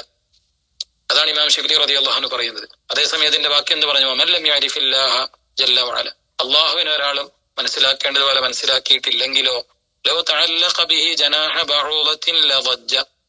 ഒരു കൊതുകിന്റെ ചിറക്, ആ ഒരു ചിറകിൽ പത്ര കനുണ്ടാവുക, അത് ആ മനുഷ്യന് ചുമക്കാൻ കൊടുത്താൽ ലദജ്ജ, അതുവരെ അവന് പ്രയാസമായി തോന്നും.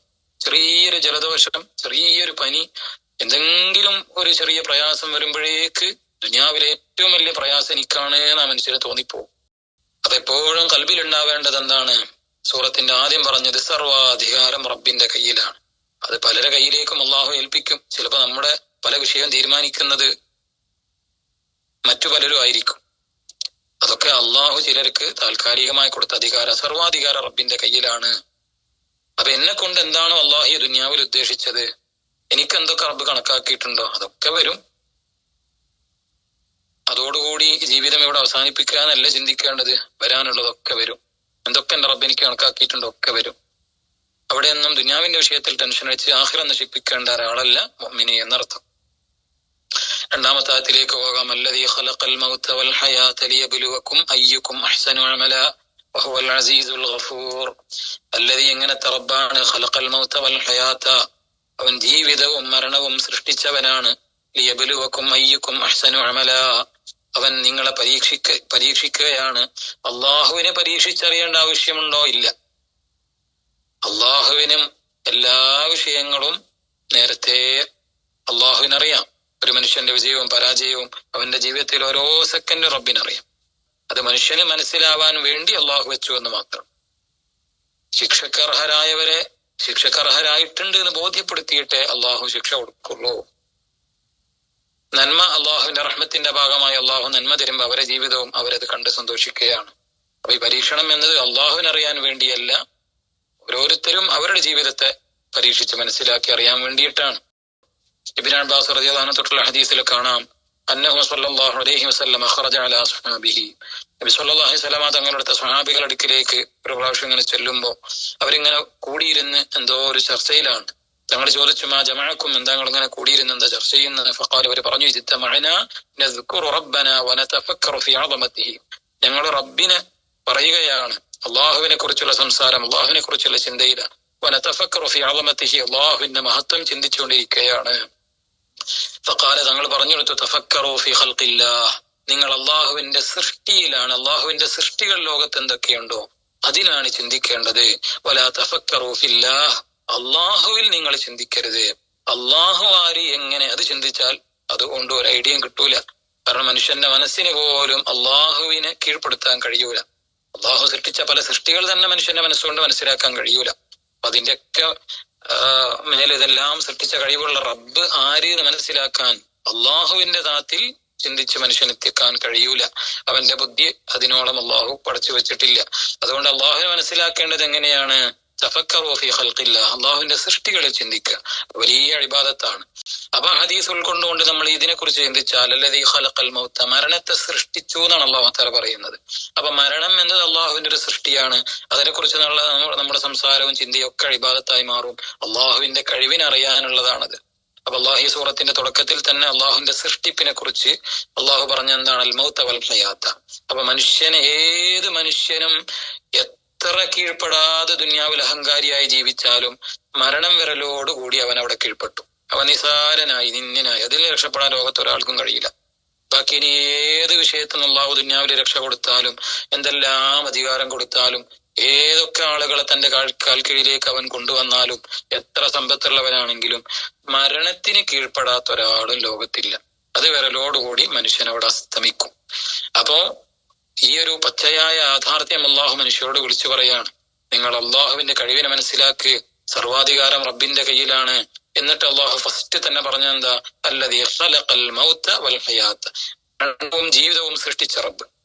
അപ്പൊ ശാസ്ത്രലോകം അല്ലെങ്കിൽ മനുഷ്യൻ ഇനി എത്ര കാലം പുരോഗമിച്ചാലും, എന്തെല്ലാം കണ്ടുപിടുത്തം നടത്തിയിട്ട് ദൈവത്തിനെ നിഷേധിക്കാൻ ശ്രമിച്ചാലും, അവരൊക്കെ ഒരു അവസാന വാക്ക് അവരോട് പറയാനുണ്ട്, അല്ലദീ ഖലഖൽ മൗത, മരണം സൃഷ്ടിച്ച.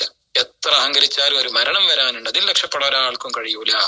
ഈ മരണം ആര് സൃഷ്ടിച്ചു? മനുഷ്യൻ സൃഷ്ടിച്ചതാണോ? അല്ല, അതിനൊരു സൃഷ്ടാവുണ്ട്. ആ സൃഷ്ടാവിനെ മനസ്സിലാക്കാൻ അത് പറഞ്ഞാൽ ധാരാളമാണ്. അവിടെ ഒരു മനുഷ്യനും അവിടെ വിജയിക്കാൻ കഴിയൂല. ആദ്യം തന്നെ അള്ളാഹു അതാണ് ഇവിടെ എടുത്തു പറയുന്നത്, അല്ലദീ ഖലഖൽ മൗത. അപ്പൊ മരണം എന്നത് ഒരു സൃഷ്ടിയാണ്. അപ്പൊ അതിനെക്കുറിച്ച് നമ്മൾ ചിന്തിക്കുമ്പോൾ ഇവിടെ ഒന്ന് ഈ സൂറത്തിന്റെ ഒരു ഘടന, അതിന്റെ ഒരു തർത്തീബ് നമ്മൾ നോക്കിയാൽ മരണം കഴിഞ്ഞിട്ടാണ് ജീവിതം പറയുന്നത്. യഥാർത്ഥത്തിൽ ഇപ്പൊ നമ്മൾ ജീവിച്ചുകൊണ്ടിരിക്കുകയാണ്, ഇനിയാണ് മരിക്കാനുള്ളത്.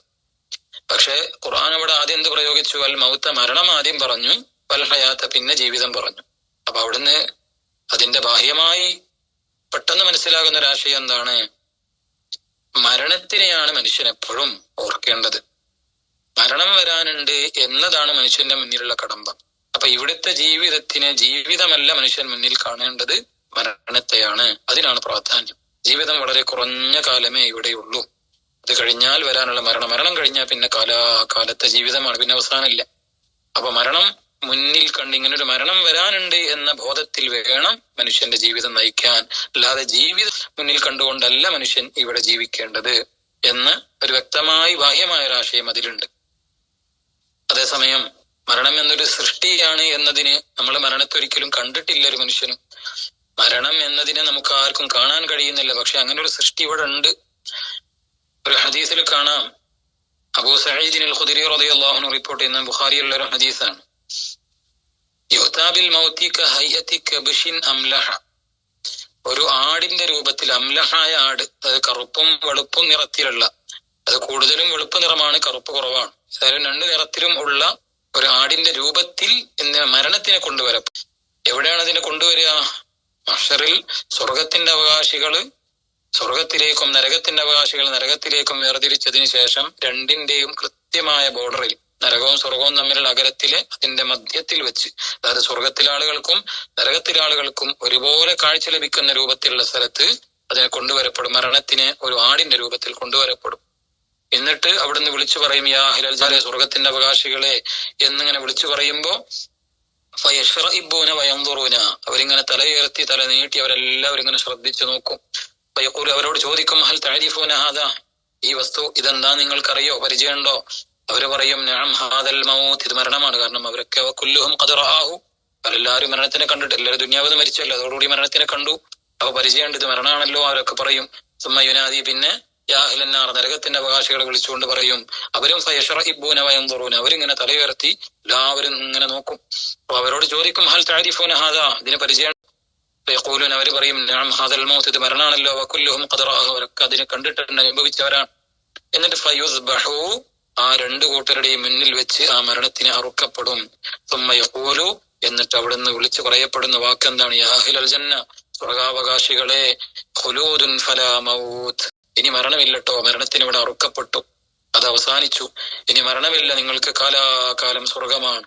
വല്ലാതെ അവര് സന്തോഷിക്കുന്ന അള്ളാഹുവിന്റെ വലിയൊരു നിഅമത്ത് അവർ മനസ്സിലാക്കുന്ന ഒരു സമയമാണ്. സ്വർഗം കിട്ടി, ഇനി സ്വർഗത്തിൽ മരണമല്ല, എല്ലാ കാലത്തും ഈ സുഖം തന്നെയാണെന്ന് സന്തോഷമാണ് അവർക്ക് ലഭിക്കുന്നത്. പിന്നെ നരകത്തിന്റെ അവകാശികളെ നോക്കിയിട്ട് പറയും, വയാ അഹ്ലന്നാർ, നരകക്കാരെ, ഖുലൂദുൻ ഫലാ മൗത്ത്, നിങ്ങൾക്ക് ശാശ്വതമായ നരകമാണ്, ഫലാ മൗത്ത്, ഇനി മരണമില്ല, മരണത്തെ ഇവിടെ അറുക്കപ്പെട്ടു. അവർ വല്ലാതെ ബേജാറാകും. ഇനി ശിക്ഷ കാലാകാലമാണല്ലോ എന്ന വലിയവരെ മനസ്സിലേക്ക് കൊടുക്കുന്ന വലിയൊരു ഭീതി, ഒരു ശിക്ഷയാണ്. അപ്പൊ ഈ മരണത്തിനെ അവിടെ വെച്ച് അറക്കുക എന്നത് മുഅ്മിനീങ്ങൾക്ക് വലിയ സന്തോഷവും അനുഗ്രഹവും നൽകുന്ന കാര്യമാണ്. ഇതേ വിഷയം തന്നെ നരകത്തിന്റെ ആളുകൾക്ക് വലിയ ബേജാർ കൊടുക്കുന്ന, സങ്കടപ്പെടുത്തുന്ന കാര്യവുമാണ്. അള്ളാഹു സ്വർഗത്തിന്റെ അവകാശികളിൽ നമ്മൾ ഉൾപ്പെടുത്തി അനുഗ്രഹിക്കട്ടെ. മരണം നമ്മുടെ ഓരോരുത്തരെയും മുന്നിൽ വരാനുള്ള ഒരു കവാടം, ഒരു വാതിലാണ്. അതിലൂടെ നമ്മളൊക്കെ കടന്നേ പറ്റൂ. അൽ മൗതു ബാബുൻ വകുല്ലു നാസി ദാഖിലുഹു ഫലൈത ശിഅരിയ ബഅദൽ ബാബി മദ്ദാറു. അൽ മൗതു ബാബുൻ, മരണം ഒരു വാതിലാണ്, ഒരു കവാടമാണ്. വകുല്ലു നാസി ദാഖിലുഹു, എല്ലാ ജനങ്ങളും ആ വാതിലിലൂടെ പ്രവേശിക്കേണ്ടവരാണ്. ഫലൈത ശിഅരിയ ബഅദൽ ബാബി മദ്ദാറു, മരണമല്ല പ്രധാനം, ആ മരണം എന്ന വാതിലിലൂടെ കയറിയിട്ട് എത്തുന്ന വീട് ഏതാണ്? ഒന്നുകിൽ അദ്ദാറു ജന്നത്തു ഖുൽദിൻ, ശാശ്വതമായ സ്വർഗത്തിലേക്കാണ്. എപ്പോ ഇൻ അമിൽത ബിമാ യുർദിൽ ഇലാഹ, ഇലാഹായ അള്ളാഹുവിനെ തൃപ്തിപ്പെടുത്തുന്ന അമല് നിനക്കുണ്ടെങ്കിൽ ആ വാതിൽ തുറന്ന് നീ ചെന്നെത്തുന്നത് സ്വർഗമാകുന്ന വീടിലേക്കാണ്. വൈൻ ഖസ്സർത ഫന്നാറു, നീ നിന്റെ ദുന്യവിയായ ജീവിതത്തിൽ വീഴ്ച വരുത്തിയവനാണെങ്കിലോ ആ വാതിൽ തുറന്ന് നേരെ കാലെടുത്ത് വെക്കുന്നത് ഫന്നാറു, നരകത്തിലേക്കാണ്. അപ്പൊ ഈ വാതിൽ തുറന്നാൽ എവിടേക്കാണ് നമ്മൾ എത്തുക? ഉഖ്റവിയായ ഒരു ഹമ്മ്, ഒരു ചിന്തയാണ് എപ്പോഴും നമ്മുടെ ഖൽബിൽ ഉണ്ടാവേണ്ടത്. അപ്പൊ അള്ളാഹു ആദ്യം തന്നെ മനുഷ്യന് ഇവിടെ ഈ സൂറത്തിലൂടെ പറയുന്നത്, അള്ളാഹു എങ്ങനത്തവനാണ്? അല്ലദീ ഖലഖൽ മൗത, മരണത്തെ സൃഷ്ടിച്ചവനാണ്. അതോർത്താൽ, അത് കൃത്യമായി ഒരു മനുഷ്യന്റെ ഖൽബിൽ കയറിയാൽ അവന് ഈമാൻ ലഭിക്കും. അള്ളാഹുവിനെ മനസ്സിലാക്കാൻ അത് ധാരാളം മതി. മരണം എന്നത് എന്ത് എന്ന് നിർവചിക്കാൻ ഒരു ശാസ്ത്രലോകത്തിനും ഇന്ന് വരെ കഴിഞ്ഞിട്ടില്ല, ഒരാൾക്കും അതിനെ കണ്ടെത്താൻ കഴിഞ്ഞിട്ടില്ല. എന്നാൽ മുഫസ്സിരീങ്ങൾ അതിനെക്കുറിച്ച് പറയുന്ന മരണം എന്ന ഒരു പ്രതിഭാസം, അതെന്താണ് യഥാർത്ഥത്തില്? ജീവനില്ലാത്ത, ഹയാത്തില്ലാത്ത ഒരവസ്ഥ. ഹയാത്തിന്റെ നേരെ ഓപ്പോസിറ്റ് ആണല്ലോ മരണം. അപ്പൊ ജീവിതം എന്നത് ഉണ്ടാവുന്നത് മനുഷ്യന് പൊതുവെ ദുന്യാവിലാണ്. ദുന്യാവിലെ ഈ ജീവിതത്തിന്റെ മുമ്പ് മനുഷ്യനുണ്ടായിരുന്ന ഒരവസ്ഥ മൗത്താണ്, മരണമാണ്. അതായത് അവന്റെ റൂഹിനെ മാത്രം അള്ളാഹു സൃഷ്ടിച്ചു. ശരീരവുമായി ആ ആത്മാവിന് ബന്ധമില്ല, ശരീരവുമായി അത് ചേർന്നിട്ടില്ല. റൂഹ് മാത്രമുള്ള ഒരു സമയം, ആ സമയത്തെ മരണം എന്ന് വിശേഷിപ്പിക്കുന്നു. ശേഷം അവനെ ദുന്യാവിൽ ഉമ്മയുടെ ഗർഭാശയത്തിൽ അള്ളാഹുവിന് സൃഷ്ടിപ്പ് നൽകി അതിലേക്ക് ആ റൂഹിനെ കൊണ്ടുവന്നു വെച്ചു. അവിടെ മുതൽ അവന് ജീവൻ ലഭിച്ചു, ഹയാത്ത് ലഭിച്ചു. പിന്നെ അവന് ദുന്യാവിൽ ഹയാത്തിൽ, ആ ജീവിതത്തിലാണുള്ളത്. ഇനി ദുന്യാവിൽ നിന്ന് നേരത്തെ അവന്റെ ശരീരത്തിലേക്ക് സന്നിവേശിപ്പിച്ചിരുന്ന ആ അവന്റെ റൂഹിനെ രണ്ടാമതും മലക്ക് പിടിച്ചു കൊണ്ടുപോകുമ്പോ അവന്റെ ശരീരം മാത്രം ഇവിടെയായി, ആത്മാവ് പോയി. അപ്പൊ അതിനെ മരണം എന്ന് വിളിക്കുന്നു. അതായത് റൂഹും ശരീരവും തമ്മിലുള്ള ബന്ധം അവിടെ വേർപെട്ടപ്പോ അതിനെ മരണം എന്ന് വിളിച്ചു. ഇനി അതിനുശേഷം അവനെ ഖബറിൽ കൊണ്ടുവച്ചാൽ രണ്ടാമതിന് ഒരു പുനർജന്മം, അതായത് ആ റൂഹിനെ വീണ്ടും ശരീരത്തിലേക്ക്, അവന്റെ ശരീരത്തെ വീണ്ടും അള്ളാഹു സൃഷ്ടിച്ച് ആ ശരീരത്തിലേക്ക് ആത്മാവും കൊടുത്ത് ഇനി മറ്റൊരു യഥാർത്ഥ ജീവിതം വരാനുണ്ട്. അതിനെ ഹയാത്ത് എന്ന് പറയുന്നു. അപ്പൊ യഥാർത്ഥത്തിൽ 4 ഘട്ടങ്ങളിലൂടെയാണ് മനുഷ്യൻ കടന്നു പോകുന്നത്. അതിൽ ആദ്യത്തെ ഘട്ടം എന്നത് മനുഷ്യനെ സംബന്ധിച്ച് മൗത്താണ്. അതുകൊണ്ട് ഖുർആൻ ഇവിടെ ആദ്യം മൗത്ത് പറഞ്ഞു, പിന്നെ ഹയാത്ത് പറഞ്ഞു എന്ന് മുഫസ്സിരീങ്ങൾ അതിനെ വിശദീകരിച്ചിട്ടുണ്ട്. ഖുർആൻ അതിന് തന്നെ സൂറത്ത് ഗാഫിറിൽ 11-ാമത്തെ ആയത്തിൽ കാണാം.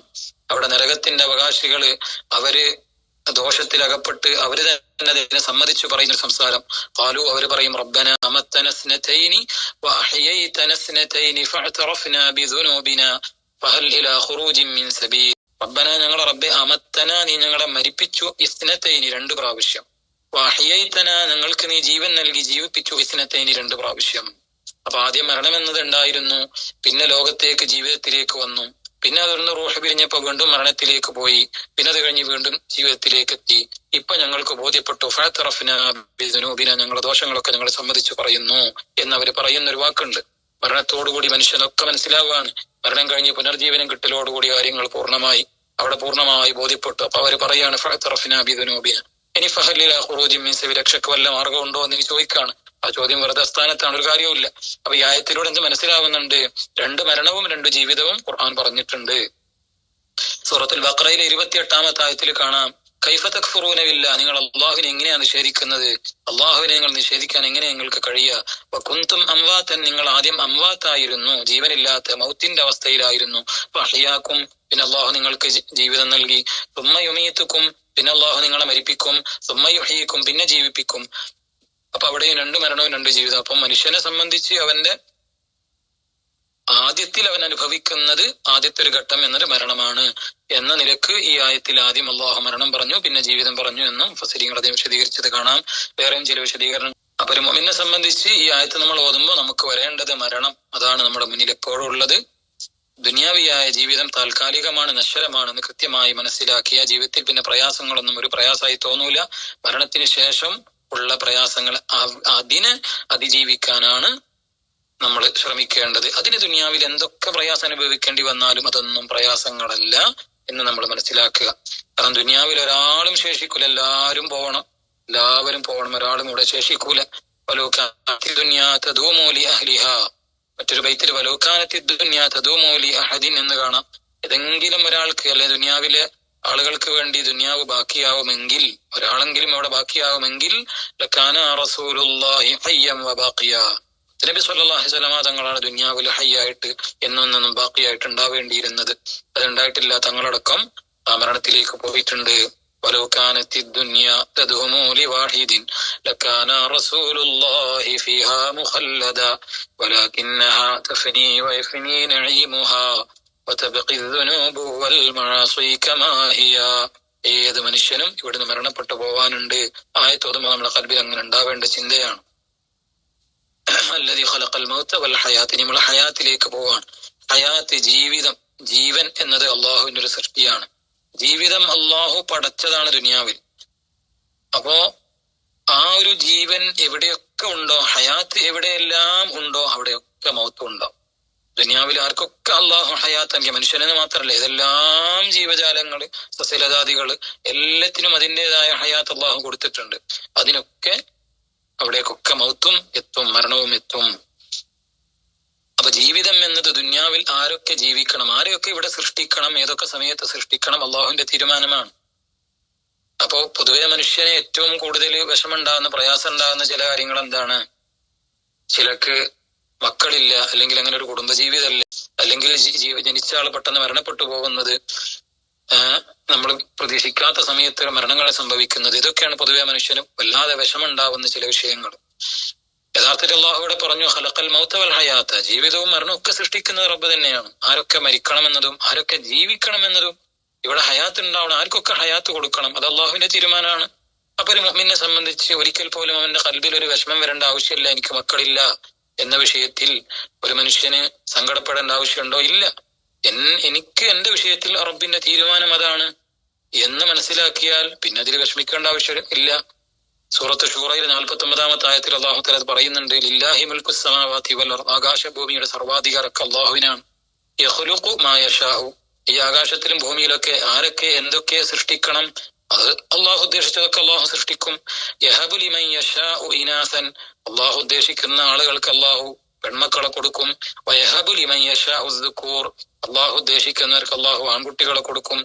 ഔ യുസവ്വിജുഹും, തൊട്ടടുത്ത ആയത്തിൽ യുസവ്വിജുഹും ദുഖ്റാനൻ വഇനാസൻ, ചില ആളുകൾക്ക് അള്ളാഹു പെൺമക്കളെയും ആൺമക്കളെയും രണ്ടും കൊടുക്കും. വയജഅലു മൻ യശാഉ അഖീമ, അള്ളാഹു ഉദ്ദേശിക്കുന്ന ചില ആളുകൾ അള്ളാഹു അഖീമായിട്ട് ഒരിക്കലും പ്രസവിക്കാതെ അല്ലെങ്കിൽ മക്കളില്ലാത്ത അവസ്ഥയിലും അള്ളാഹു വെക്കും. അപ്പൊ ആൺകുട്ടികളെ കൊടുക്കുന്നതും പെൺകുട്ടികളെ കൊടുക്കുന്നതും രണ്ടു കൂട്ടരെ കൊടുക്കുന്നതും തീരെ മക്കളില്ലാതെ അതൊക്കെ അള്ളാഹുവിന്റെ തീരുമാനങ്ങളാണ്. ജീവിതവും മരണവും രണ്ടും അള്ളാഹുവിന്റെ സൃഷ്ടിയാണ്. അപ്പൊ ഇവിടെ ആർക്കും കൊടുക്കണം, ഏതൊക്കെ ആളുകൾ അവിടെ ജീവിക്കണം എന്നത് അള്ളാഹുവിന്റെ തീരുമാനമാണ് എന്ന് ആ ഒരു ഖദർ ഖളാ നമ്മുടെ ഖൽബിൽ അങ്ങോട്ട് കയറിയാൽ പിന്നെ ജീവിതത്തിൽ ഒരു പ്രയാസവും നമുക്കൊരു പ്രയാസമില്ല. പ്രയാസങ്ങൾ ചിന്ത മൊത്തം വരേണ്ടത് ആഖിറത്തിനെ കുറിച്ചാണ് എന്നർത്ഥം. ലിയബ്ലുവക്കും അയ്യുക്കും അഹ്സനു അമല, അതിന്റെ കാരണം എന്താണ്? ജീവിതവും മരണം അള്ളാഹു പടച്ചത് ലിയബ്ലുവക്കും അയ്യുക്കും അഹ്സനു അമല, നല്ല അമൽ ആര് ചെയ്യുന്നു അതാണ് അള്ളാഹുവിന്റെ നോട്ടം. മറ്റുള്ള വിഷയങ്ങളിലേക്കൊന്നല്ല റബ്ബ് നോക്കുന്നത്. ദുനിയാവിൽ തന്ന സൗകര്യം അത് പലർക്കും പല രൂപത്തിലാണ്. ഓരോരുത്തരും അവരുടെ ജീവിത സാഹചര്യം അനുസരിച്ച് അള്ളാഹുവിനെ എങ്ങനെ വഴിപ്പെടുന്നു, നാളത്തേക്ക് എന്ത് അമൽ ചെയ്യുന്നു എന്നുള്ളതാണ് അള്ളാഹു തആല നോക്കുന്നത്. മനുഷ്യന്റെ സൃഷ്ടിപ്പിനെ കുറിച്ച് അള്ളാഹു എന്ത് പറഞ്ഞു? ഇവിടെ ജീവിതവും മരണവും അള്ളാഹു സൃഷ്ടിച്ചു. ഇപ്പൊ നമുക്ക് നമ്മുടെ പ്രധാനമായ ചർച്ച മനുഷ്യന്റെ സൃഷ്ടിപ്പിനെ കുറിച്ച് വേറെയും ധാരാളം സൃഷ്ടികൾ തൊട്ടുടനെ തന്നെ അടുത്ത ആയത്തിലൂടെ ആകാശ ലോകത്തെ സൃഷ്ടിച്ചതിനെ കുറിച്ച് അള്ളാഹ് പരാമർശങ്ങൾ വരുന്നുണ്ട്. ഇൻഷാ അല്ലാഹ്. അപ്പൊ അവിടെ നമുക്ക് അള്ളാഹുവിന്റെ സൃഷ്ടിപ്പിന്റെ ചില വിഷയങ്ങൾ കുറച്ചും കൂടെ വിശാലമായിട്ട് പറയാം. മനുഷ്യനെ സൃഷ്ടിച്ചു എന്നതിനെ കുറിച്ച് അള്ളാഹു തആല അങ്ങനെ പറഞ്ഞു, ലഖദ് ഖലഖനൽ ഇൻസാന ഫി അഹ്സനി തഖ്വീം. മനുഷ്യനെ അള്ളാഹു ഏറ്റവും ചൊവ്വായ രൂപത്തിൽ നല്ല നിലക്കാണ് അള്ളാഹു മനുഷ്യനെ സൃഷ്ടിച്ചത്. സൂറത്ത് തീനിൽ 4-ാമത്തെ ആയത്തിൽ പറയുന്നുണ്ട്, ലഖദ് ഖലഖനൽ ഇൻസാന ഫി അഹ്സനി തഖ്വീം. മനുഷ്യന്റെ സൃഷ്ടിപ്പ് മാത്രം നോക്കിയാൽ തന്നെ മൻ അറഫ നഫ്സഹു ഫഖദ് അറഫ റബ്ബഹ്. ഒരാള് സ്വന്തത്തെ തിരിച്ചറിഞ്ഞാൽ അവൻ അള്ളാഹുവിനെ അറിയാൻ വളരെ എളുപ്പമാണ്, അള്ളാഹുവിനെ മനസ്സിലാവും. അപ്പൊ നമ്മുടെ നഫ്സിലേക്ക് നോക്കിയാൽ എന്തെല്ലാം അത്ഭുതങ്ങളാണ് അള്ളാഹുവിന്റെ ഈ ഒരു സൃഷ്ടിപ്പിലുള്ളത്, മനുഷ്യൻ എന്ന സൃഷ്ടിപ്പില്. അത് ചിന്തിക്കൽ മുഴുവനും ഇബാദത്താണ്. ധാരാളം നിസ്കരിക്കുന്നതിനേക്കാളും വലിയ ഇബാദത്താണ് അള്ളാഹുവിന്റെ സൃഷ്ടിപ്പിനെ കുറിച്ച് ചിന്തിക്കുക. നമുക്ക് എപ്പോഴും ഉണ്ടാവേണ്ട ഒരു ഇബാദത്താണ്. വലിയ ബുദ്ധിമുട്ടില്ലല്ലോ അതിന്, കുറെ സമയം ആവശ്യമില്ല, അതിനായിട്ട് ഒരുങ്ങിയിരിക്കണമെന്നില്ല. പല വിഷയങ്ങളും ചെയ്യുന്നതിന്റെ ഇടയിലൂടെയൊക്കെ നമ്മുടെ ചിന്തയെ അള്ളാഹുവിന്റെ ഈ സൃഷ്ടിപ്പിലൊക്കെ നമ്മുടെ കൈകൾ ഇങ്ങനെ ചലിക്കുന്ന നമ്മളൊരു വിഷയം കാണുമ്പോൾ കണ്ണിനെ കുറിച്ച്, ചെവിയെ കുറിച്ച്, കണ്ണിന്റെ അത്ഭുതങ്ങൾ എത്രയാണ് പറഞ്ഞാൽ തീരൂല. അള്ളാഹുവിന്റെ സൃഷ്ടിപ്പല്ലേ, അതൊക്കെ അള്ളാഹുവിന്റെ മദഹുകളാണ്. അള്ളാഹു ഖാലിഖ് എന്ന അള്ളാഹുവിന്റെ ആ ഒരു സിഫത്ത് അത് തന്നെ പഠിച്ചാൽ മനുഷ്യന് പഠിച്ചു തീർക്കാൻ കഴിയില്ല, മനസ്സിലാക്കാൻ കഴിയില്ല. മനുഷ്യന്റെ ഒരു കണ്ണ് മാത്രം നോക്കിയാൽ ഒരു വ്യക്തിയെ കാണുമ്പോ മുമ്പ് അവനെ ആ കാണുമ്പോഴേക്ക് ആ രൂപം നമ്മുടെ മൈൻഡിൽ അവിടെ എത്തിപ്പോയി. പിന്നീട് നമ്മൾ ഒരു 100 ആളുകളെ നിർത്തിയിട്ട് അതിൽ നമ്മൾ നോക്കുമ്പോ ഫസ്റ്റ് കാഴ്ചയിൽ തന്നെ നമ്മൾ നേരത്തെ പരിചയമുള്ള ആൾ അപ്പൊ തന്നെ നമ്മുടെ കണ്ണ് ക്യാച്ച് ചെയ്യാണ്. ഉടനെ ബ്രെയിനിലേക്ക് അതിന്റെ സന്ദേശം കൈമാറി നമുക്ക് ആളെ മനസ്സിലായി. എന്തെല്ലാം നിറങ്ങൾ ഒറ്റ കണ്ണുകൊണ്ട് തന്നെ നമുക്ക് കാണാൻ കഴിയുന്നു. ലോകത്ത് എന്തൊക്കെ നിറമുണ്ട് എല്ലാം കാണാൻ കഴിയുന്നുണ്ട്. എത്ര ദൂരത്തേക്ക് കാണാൻ കഴിയുന്നുണ്ട്, എത്ര ചെറുത് എത്ര വലുത് ഒക്കെ മനുഷ്യന്റെ കണ്ണുകൊണ്ട് കാണാൻ കഴിയുന്നുണ്ട്. എന്തൊരു അത്ഭുതമാണ് മനുഷ്യന്റെ കണ്ണ് എന്നുള്ളൊരു സൃഷ്ടി. ആ കണ്ണിന്റെ സംരക്ഷണം വളരെ പ്രധാനമാണ്. അതുകൊണ്ട് തന്നെ ഒരു ചെറിയ കുട്ടി ജനിക്കുമ്പോൾ മുതൽ കണ്ണിന്റെ ഒരു കൺപീലി, കൺപോള, അവിടെയുള്ള രോമങ്ങള്, ചെറിയ കുട്ടി പ്രസവിച്ച് വീഴുന്ന കുട്ടിക്ക് വരെ അത് കറക്റ്റ് ചെയ്തിട്ടാണ് ജനിച്ചു വീഴുന്നത്. മരണം വരെ മനുഷ്യനത് നിലനിൽക്കുകയാണ്. കാരണം കണ്ണിന്റെ സൂക്ഷ്മതക്ക് അത് വളരെ ആവശ്യമാണ്. എന്തെങ്കിലും ഒന്ന് കണ്ണിന്റെ മുന്നിലൂടെ പോകുമ്പോഴേക്ക് ചെറിയൊരു പൊടി വന്നാൽ തന്നെ കണ്ണിന് പ്രശ്നമാണ്. അപ്പോഴേക്ക് അത് ക്ലോസ് ചെയ്യാനുള്ള ഒരു സംവിധാനം, ഒരു പ്രയാസവും ഇല്ലാതെ, അതാരും പഠിപ്പിച്ചു കൊടുക്കേണ്ട ആവശ്യമില്ലാതെ, ചെറിയ കുട്ടികൾക്ക് നമ്മൾ പറഞ്ഞു കൊടുക്കേണ്ട ആവശ്യമുണ്ടോ? കണ്ണിലേക്ക് തന്നെ വരികയാണ്, കണ്ണിങ്ങനെ അടച്ചു പിടിക്കണം, ഒരാവശ്യവുമില്ല. അത് ജനിച്ചു വീഴുന്ന കുട്ടിയിൽ തന്നെ അതിന് വളരെ സൂക്ഷിക്കാനുള്ള സംവിധാനങ്ങളൊക്കെ അള്ളാഹു ഒരുക്കിയിട്ടുണ്ട്. എന്തൊരു വലിയ അത്ഭുതങ്ങളാണ് കണ്ണിന്റെ അത്ഭുതങ്ങളൊക്കെ. ഏറ്റവും അഫ്ളലായ പരിപൂർണരായ മനുഷ്യരാരാണ്? فهو الذي تم معناه وصورته ثم اصطفاه حبيبا بارئ النسم. നബി സല്ലല്ലാഹു അലൈഹി വസല്ലം തങ്ങളെ കുറിച്ച് തങ്ങള് ആ ഉള്ളും പുറവും എല്ലാം പൂർണ്ണമായ നിലക്ക് അള്ളാഹു സൃഷ്ടിച്ച ഒരാളാണ്. فاق النبيين في خلق وفي خلق ولم يدانوا في علم ولا كرم.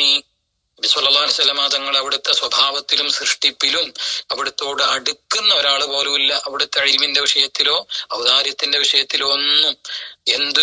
എന്തൊരു സൃഷ്ടിയാണ് മുത്തനബി സല്ലല്ലാഹു അലൈഹി വസല്ലം തങ്ങൾ.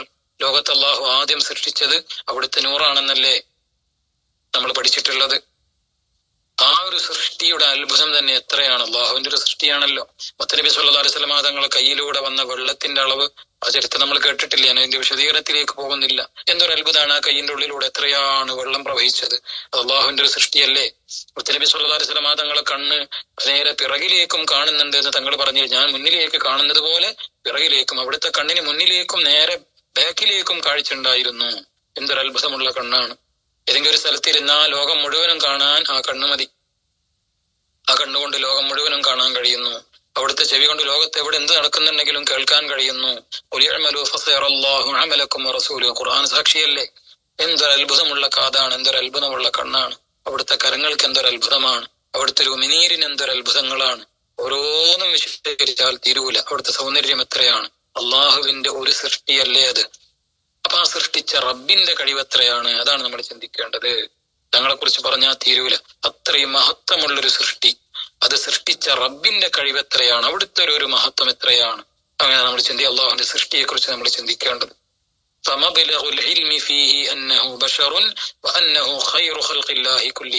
ലോകത്തെ എല്ലാ സൃഷ്ടികളെക്കാളും ഖൈർ മുത്തനബി സല്ലല്ലാഹു അലൈഹി വസല്ലം തങ്ങളാണ് എന്ന് പറഞ്ഞു വെക്കാനല്ലാതെ അവിടുത്തെ കുറിച്ച് പറഞ്ഞാൽ ഒരിക്കലും തീരൂല.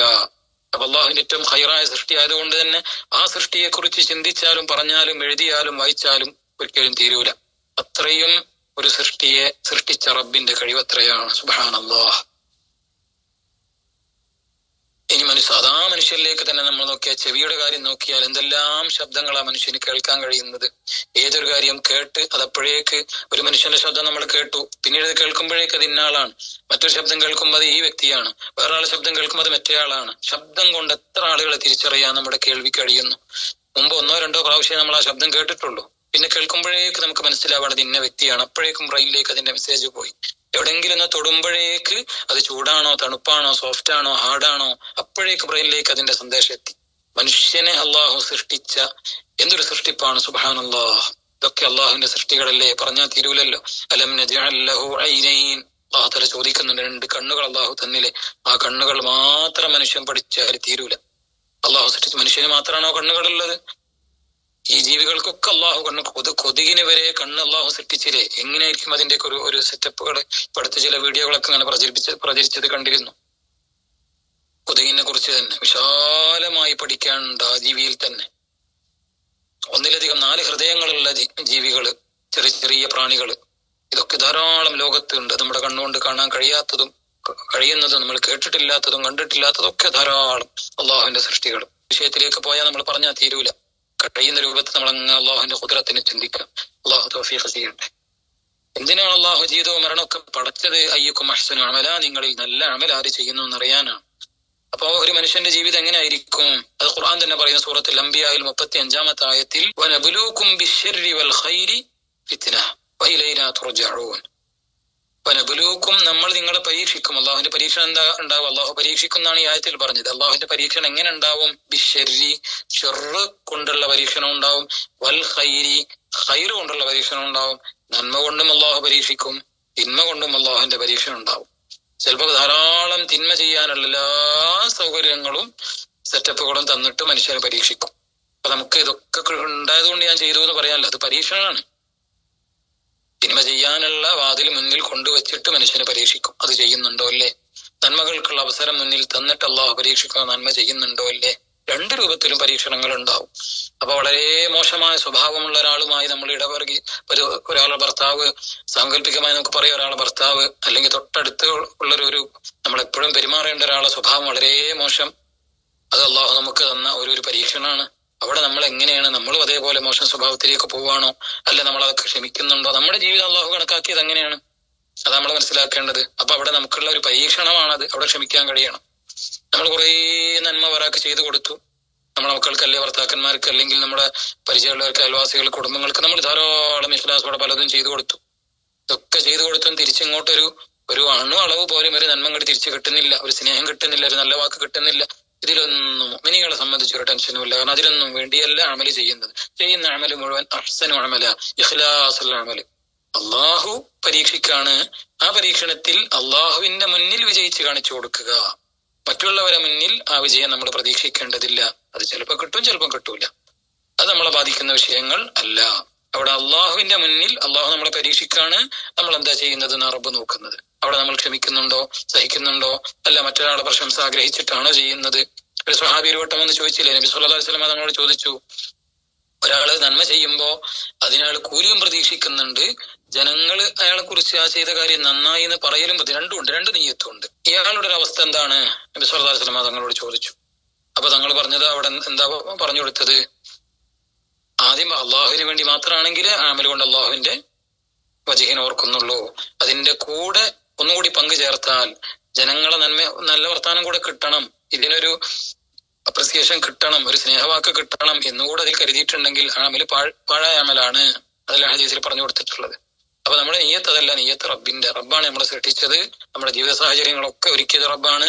നമ്മൾ എവിടെ ജീവിക്കണം, ഏത് വീട്ടിലാവണം, ആരുടെ ഭാര്യ ആവണം, ആരുടെ ഭർത്താവണം, ആരുടെ നമുക്ക് എത്ര ആരോഗ്യം ഉണ്ടാവണം, എത്ര സമ്പത്ത് ഉണ്ടാവണം, നമ്മുടെ അയൽവാസി ആരാ, ഇതൊക്കെ റബ്ബിന്റെ തീരുമാനങ്ങളാണ്. അവിടെ നമുക്ക് കൃത്യമായ ഖുർആൻ പറഞ്ഞ, ഹദീസ് പറഞ്ഞെന്ന ഒരു ജീവിത ശൈലിയുണ്ട്. അവിടെ അതൊക്കെ സ്വീകരിക്കാൻ നമുക്ക് കഴിയുക എന്നതാണ് നമ്മുടെ മുന്നിലുള്ള പരീക്ഷണം. സൂറത്ത് സുഖ്റുഫിലെ 32-ാമത്തെ ആയത്തിൽ കാണാം, നഹ്നു ഖസംനാ ബൈനഹും മഈശതഹും ഫിൽ ഹയാത്തി ദുനിയ. ദുനിയാവിലെ ജീവിതത്തിൽ അവരുടെ ജീവിതത്തിന്റെ എല്ലാ വിഷയങ്ങളും നഹ്നു ഖസംനാ, നമ്മളാണ് അതിന് അവർക്ക് വീതിച്ചു കൊടുത്തത്. ആരുടെ കയ്യിൽ എത്ര പണം ഉണ്ടാവണം, ആരുടെ കയ്യിൽ ഉണ്ടാവരുത്, ആർക്ക് എന്ത് സൗകര്യം, എല്ലാം അള്ളാഹു വിധിച്ചു തന്നതാണ്. ഞാൻ ഇന്ന ആളെ വീട്ടിലായതുകൊണ്ട് പെട്ടുപോയി, അല്ല ഇന്ന ആളെ കൂടെ ആയതുകൊണ്ട് അത് അള്ളാഹു തന്ന പരീക്ഷണമാണ്. അതിങ്ങനെ പറഞ്ഞുകൊണ്ടിരിക്കല്ല ചെയ്യേണ്ടത്. അതിനെ മറികടക്കാനുള്ള നല്ല ഈമാനും അറിവും നല്ല ക്ഷമയുമാണ് നമ്മുടെ കയ്യിലുണ്ടാവേണ്ടത്. കുടുംബജീവിതത്തിലോ സ്വകാര്യ ജീവിതത്തിലോ ഒക്കെ പല നിലക്കും പരീക്ഷണങ്ങൾ ഉണ്ടാവാം. അവിടെയൊക്കെ മുന്നിൽ കാണേണ്ടത് അൽ മൗത്ത്, മരണം, ആഹ്റമാകുന്ന ജീവിതം. അപ്പൊ അവിടെയൊക്കെ നമുക്ക് ക്ഷമിക്കാനും സഹിക്കാനും പൊറുക്കാനും കഴിയും. അള്ളാഹു തൗഫീഖ് ചെയ്യട്ടെ. എപ്പോഴാണ് ചെയ്യുന്ന അമല് അഹ്സന അമലാവുക? ഇമാമികൾ അതിന് വ്യത്യസ്തമായ രൂപത്തിൽ വ്യാഖ്യാനിച്ചിട്ടുണ്ട്. അള്ളാഹു അവിടെ പറഞ്ഞതല്ലേ എബലുവക്കും അയ്യുക്കും അഹ്സന അമല എന്നാണ്. കുറെ അമലാര് ചെയ്യുന്നു എന്നുള്ള അക്സർ അമല് നല്ല പറഞ്ഞത്. പിന്നെ അയ്യുക്കും അഹ്സന അമല, നല്ല അമല് ചെയ്യുന്നതാര് എന്നാണ്. അവ ചെയ്യുന്ന അമല് നന്നാവുക. അതിനെക്കുറിച്ച് മുഫസ്സിരിങ്ങൾ പറഞ്ഞത്, ഒന്ന് നല്ല ബുദ്ധിയോടെ ചിന്തിച്ച് കാര്യങ്ങൾ മനസ്സിലാക്കി ചെയ്യുക. എന്തെങ്കിലും അവിടെ ചെയ്തു കൂട്ടുക എന്നുള്ളതല്ല, ചെയ്യുന്നത് കറക്റ്റ് ആവണം. അതിന് കറക്റ്റ് ആവണേ രണ്ട് കാര്യം വേണം. ഒന്നെന്താണ്? ഖാലിസുൻ ലില്ലാഹി അസ്സ വജല്ല, അള്ളാഹുവിന്റെ പൊരുത്തം എന്ന നിയ്യത്ത് മാത്രമാവണം. അതാണ് അതിന്റെ ഏറ്റവും പ്രധാനപ്പെട്ടത്. രണ്ടാമത്തത് അലാ ശരീഅത്തി റസൂലില്ലാഹി സ്വല്ലല്ലാഹു അലൈഹി വസല്ലം, മുത്തനബി സ്വല്ലല്ലാഹു അലൈഹി വസല്ലം തങ്ങളെ ശരീഅത്ത് അനുസരിച്ചാവണം. ഏത് അമലും അവിടുന്ന് കാണിച്ചു തന്ന പഠിപ്പിച്ചു തന്ന ഒരു റൂട്ടുണ്ട്. ഷർത്തുകളുണ്ട്, ഫർദുകളുണ്ട്, സുന്നത്തുകളുണ്ട്. ഇത് പാലിച്ചുകൊണ്ട് ചെയ്യാൻ കഴിയണം. അപ്പൊ ഒന്ന് ഇഖ്ലാസ് ഉണ്ടാവണം. മറ്റൊന്ന് ചെയ്യുന്ന അമൽ അത് നമുക്ക് തോന്നിയതുപോലെയല്ല, അതിന് ചില നിയമങ്ങളുണ്ട്, ഷർത്തും ഫർദും സുന്നത്തുകളൊക്കെ ഉണ്ടാവും. അതൊക്കെ പാലിച്ചുകൊണ്ട് ചെയ്യാം. അപ്പോഴാണ് ഒരു അമൽ അഹ്സനാവുക. കുറേ നിസ്കരിക്കുന്നുണ്ട്, കുറേ ഖുർആൻ ഓതുന്നുണ്ട്, പക്ഷെ അതൊന്നും നിയമങ്ങൾ അനുസരിച്ചല്ല, തങ്ങൾ പറഞ്ഞനുസരിച്ചല്ല, അല്ല നിയ്യത്ത് അള്ളാഹുവിന് എന്നുള്ളതല്ല എങ്കിൽ അതുകൊണ്ടൊന്നും ഒരു കാര്യവുമില്ല. ഒരാൾ ഒരു പേജേ ഖുർആൻ ഓതിയിട്ടുള്ളൂ ജീവിതത്തിലാകെ, പക്ഷെ ആ ഓതിയ ഒരു പേജ് അള്ളാഹുവിന് വേണ്ടി മാത്രം ഓതിയതാണ്. അതിലൊരു പിഴവടിയും വരുത്താതെ പഠിച്ച് കറക്റ്റ് ഓതിയതാണ്. അത് ഉറപ്പായിട്ടൊക്കെ കിട്ടും. വേറെ ആൾ കുറേ ഓതിയിട്ടുണ്ട്, അതിലൊന്നും നിയ്യത്ത് കറക്റ്റ് അല്ല, അല്ലെങ്കിൽ പഠിച്ചു മനസ്സിലാക്കി കൃത്യമായി ചെയ്തതല്ല, നിയമങ്ങൾ അനുസരിച്ചല്ല എങ്കിൽ ആ വിഷയത്തിൽ അത് കിട്ടുമെന്ന പ്രതീക്ഷ തീരെ വെക്കാൻ കഴിയൂല. നമ്മുടെ ചെയ്തു പോയ അമലുകളിലൊക്കെ ഉള്ള ധാരാളം കുറവുകൾ അറിഞ്ഞോ അറിയാതൊക്കെ വന്നിട്ടുണ്ടാകും. അള്ളാഹു തആല അതൊക്കെയും പുറത്ത് എല്ലാ അമലും നമ്മിൽ നിന്ന് കബൂൽ ചെയ്യട്ടെ. ചെയ്യുന്ന ഓരോ സൽക്കർമ്മങ്ങളും പഠിച്ച് മനസ്സിലാക്കി ഒരു തെറ്റുമില്ലാതെ നല്ല ഇഖ്ലാസിലായി ചെയ്യാൻ അള്ളാഹു നമുക്ക് ഇൽമും തഖ്വയും വർദ്ധിപ്പിച്ചു തരട്ടെ. രണ്ടാമത് പറഞ്ഞു അർവഉ അൻ മഹാരിമില്ല, ജീവിതത്തിൽ ഹറാമുകൾ വരാതെ സൂക്ഷിക്കുക എന്നുള്ളതാണ് അഹ്സനു അമൽ. നല്ല അമൽ ചെയ്യാന്ന് പറഞ്ഞതിന്റെ അർത്ഥം എന്താണ്? ഹറാമുകൾ വരാതെ സൂക്ഷിക്കുക. അയാൾ നല്ല അമലുള്ള ആളാണ്. ഒരു ഹദീസിൽ പറഞ്ഞില്ലേ, മുത്തനബി സല്ലല്ലാഹു അലൈഹി വസല്ലം തങ്ങള് ഞാൻ ചില കാര്യങ്ങൾ കലിമത്തുകൾ പറയും, അതാരാണ് സ്വീകരിക്കാന്നൊക്കെ തങ്ങൾ ചോദിച്ചിട്ട് 5 കാര്യം എണ്ണി പറഞ്ഞു. അതിൽ ഒന്നാമത് എണ്ണി പറഞ്ഞ കാര്യം അബൂ ഹുറൈറ തങ്ങളോട് അവിടുത്തെ പറഞ്ഞത്, ഒന്നാമത് പറഞ്ഞ കാര്യം എന്താ? ഇത്തഖിൽ മഹാരിമ തകുൻ അഅ്ബദന്നാസ്, ഹറാമുകൾ സൂക്ഷിച്ചാൽ ജനങ്ങളിൽ നീ ഏറ്റവും വലിയ ഇബാദത്തുള്ള ആളായി, ഏറ്റവും വലിയ അമലുള്ള ആളായി. അപ്പൊ ഒരു അമല് നന്നാവുക എന്ന് പറഞ്ഞ അതിന്റെ അർത്ഥം എന്താണ്? ഒരു ഹറാമും ജീവിതത്തിൽ വരാതിരിക്കുക, ഹറാമ് നന്നായി സൂക്ഷിക്കുക എന്നുള്ളതാണ് ഏറ്റവും നല്ല അമൽ. അത് വലിയ അമലാണ്. നമ്മുടെ ജീവിതത്തിൽ എപ്പോഴും സൂക്ഷിക്കേണ്ട ഒരു കാര്യം. സ്വലാത്ത് കുറെ ചൊല്ലുന്നുണ്ട്, ഖുർആൻ കുറെ ഓതുന്നുണ്ട്, അന്യപുരുഷന്റെ മുന്നിലേക്ക് പോകാൻ ഒരു മടിയുമില്ല എങ്കിൽ അവിടെ നന്നായി നമ്മൾ പേടിക്കണം. ഹറാമ് വരാതിരിക്കുക. ഒരു മ്യൂസിക്കുള്ള പാട്ട് കേൾക്കാൻ നമുക്കൊരു പേടിയും തോന്നലില്ല. ഹറാമല്ലേ കേൾക്കുന്നത് എന്ന് ചിന്ത വരുന്നില്ല. അത് പ്രശ്നമാണ്. കുറെ നേരം ഖുർആൻ കേട്ടു, പിന്നെ പോയി കേൾക്കുന്നത് പാട്ടാണ്. ഇതിനേക്കാൾ നല്ലത് ഖുർആൻ തീരെ ഒരാൾ കേട്ടിട്ടില്ല, ഒരു മ്യൂസിക് ആൾ കേട്ടിട്ടുമില്ല, അയാളെ കൂടുതൽ നല്ലത്. കാരണം അയാൾ ഒരു ഹറാമിലേക്കും ചെന്നെത്തിയിട്ടില്ല. ഹറാമ് ഇല്ലാതിരിക്കുക എന്നുള്ളത്, ജീവിതത്തെ സൂക്ഷിക്കുക എന്നുള്ളതാണ് ഏറ്റവും വലിയ ഇബാദത്ത്, ഏറ്റവും വലിയ അഹ്സന അമല്. മനുഷ്യനെ അഹ്സനി തഖ്വീം, അള്ളാഹു ഏറ്റവും നല്ല രൂപത്തിലാണ് സൃഷ്ടിച്ചത് എന്ന് അള്ളാഹു തന്നെ പറഞ്ഞില്ലേ. അപ്പൊ അവന്റെ ചെയ്യുന്ന അമലുകളൊക്കെ നന്നാക്കാനുള്ള എല്ലാ സിസ്റ്റവും അള്ളാഹു വെച്ചിട്ടുണ്ട് അവനിൽ. അവൻ വിചാരിച്ചാൽ ചെയ്യാൻ കഴിയും. അഹ്സന തഖ്വീമായിട്ട് അവനെ സൃഷ്ടിച്ചിട്ടുള്ളത്. അതുകൊണ്ട് അഹ്സന അമല് മനുഷ്യനെ സംബന്ധിച്ച് ചെയ്യാൻ കഴിയും. ശ്രമിക്കണം. വഅസ്റഉ ഫീ ത്വാഅത്തില്ലാ, ഇബാദത്തുകളൊക്കെ സജീവമായി പെട്ടെന്ന് ചെയ്യുക. ഒരു വിഭാഗത്തിന് അവസരം കിട്ടിയാൽ മാറ്റിവെക്കാതെ വേഗം ചെയ്യുക. സമയമായാൽ ഉടനെ നിസ്കരിക്കുക. ഒരു സ്വതക്ക ചെയ്യാൻ അവസരം വന്നാൽ ഉടനെ ചെയ്യുക. നന്മയുടെ മജ്‌ലിസിലേക്കൊക്കെ കൃത്യസമയത്ത് നേരത്തെ എത്തുക. ഇങ്ങനെ അള്ളാഹുവിന്റെ താഴത്ത്, അള്ളാഹുവിനനുസരിക്കുന്ന വിഷയത്തിൽ ഒരു ഇസ്റാഅ്, ഒരു ഉളരൽ, വേഗം ചെയ്യുക എന്നത് അഹ്സന അമലിന്റെ തഫ്സീറായിട്ട് ഇമാമികൾ വേണ്ടി പറഞ്ഞിട്ടുണ്ട്. സൂറത്തുൽ കഹ്ഫിൽ കാണാം, അൽമാലു വൽ ബനൂന സീനത്തുൽ ഹയാത്തിദ് ദുനിയ വൽ ബാഖിയാത്തുസ് സ്വാലിഹാത്തു ഖൈറുൻ ഇൻദ റബ്ബിക സവാബൻ വ ഖൈറുൻ അമലാ. ഇപ്പൊ നമുക്ക് നമ്മുടെ കൂട്ടിന് സമ്പത്ത് ഉണ്ടാവാം, സന്താനങ്ങൾ ഉണ്ടാവാം, അതൊക്കെ ദുനിയാവിന്റെ ചില അലങ്കാരങ്ങൾ മാത്രമാണ്. നമ്മുടെ കൂടെ ഇവരതൊക്കെ ഒഴിവായിട്ട് നമ്മൾ ഒറ്റക്കാകുന്ന ഒരു സമയമുണ്ട്. അവിടെ നമ്മുടെ കൂടെ ഉണ്ടാവാൽ ബാഖിയാത്തുസ് സ്വാലിഹാത്ത്, എന്നും ശേഷിച്ചു നിൽക്കുന്ന സൽക്കർമ്മങ്ങൾ എന്താ ഉള്ളത്? അതാണ് അള്ളാഹുവിനടുക്കൽ നമുക്ക് ഖൈറായിട്ട് ഉള്ള കൂലി കിട്ടാനും പ്രതീക്ഷിക്കാനൊക്കെ പറ്റിയ ഖൈറായ അമല്. മക്കള്, സമ്പത്ത്, സന്താൻ, ഇതൊക്കെ മനുഷ്യന് വല്ലാതെ പ്രതീക്ഷിക്കാൻ പറ്റിയ കാര്യങ്ങളല്ല. അതുകൊണ്ട് തന്നെ നമ്മുടെ ടെൻഷൻ ഉണ്ടാവേണ്ടത് മക്കളുടെ വിഷയത്തിലോ സമ്പത്തിന്റെ വിഷയത്തിലോ ഒന്നുമല്ല. നാളത്തേക്ക് ബാക്കിയാകുന്ന വല്ല അമലും എന്റെ കയ്യിലുണ്ടോ എന്നാണ്. അപ്പൊ അവിടെ നാളത്തേക്ക് ബാക്കിയാകുന്ന അമൽ ഏത് എന്നത് ഇമാമികളെ വിശദീകരിച്ചത് ഒന്ന് പറഞ്ഞത് കാണാം.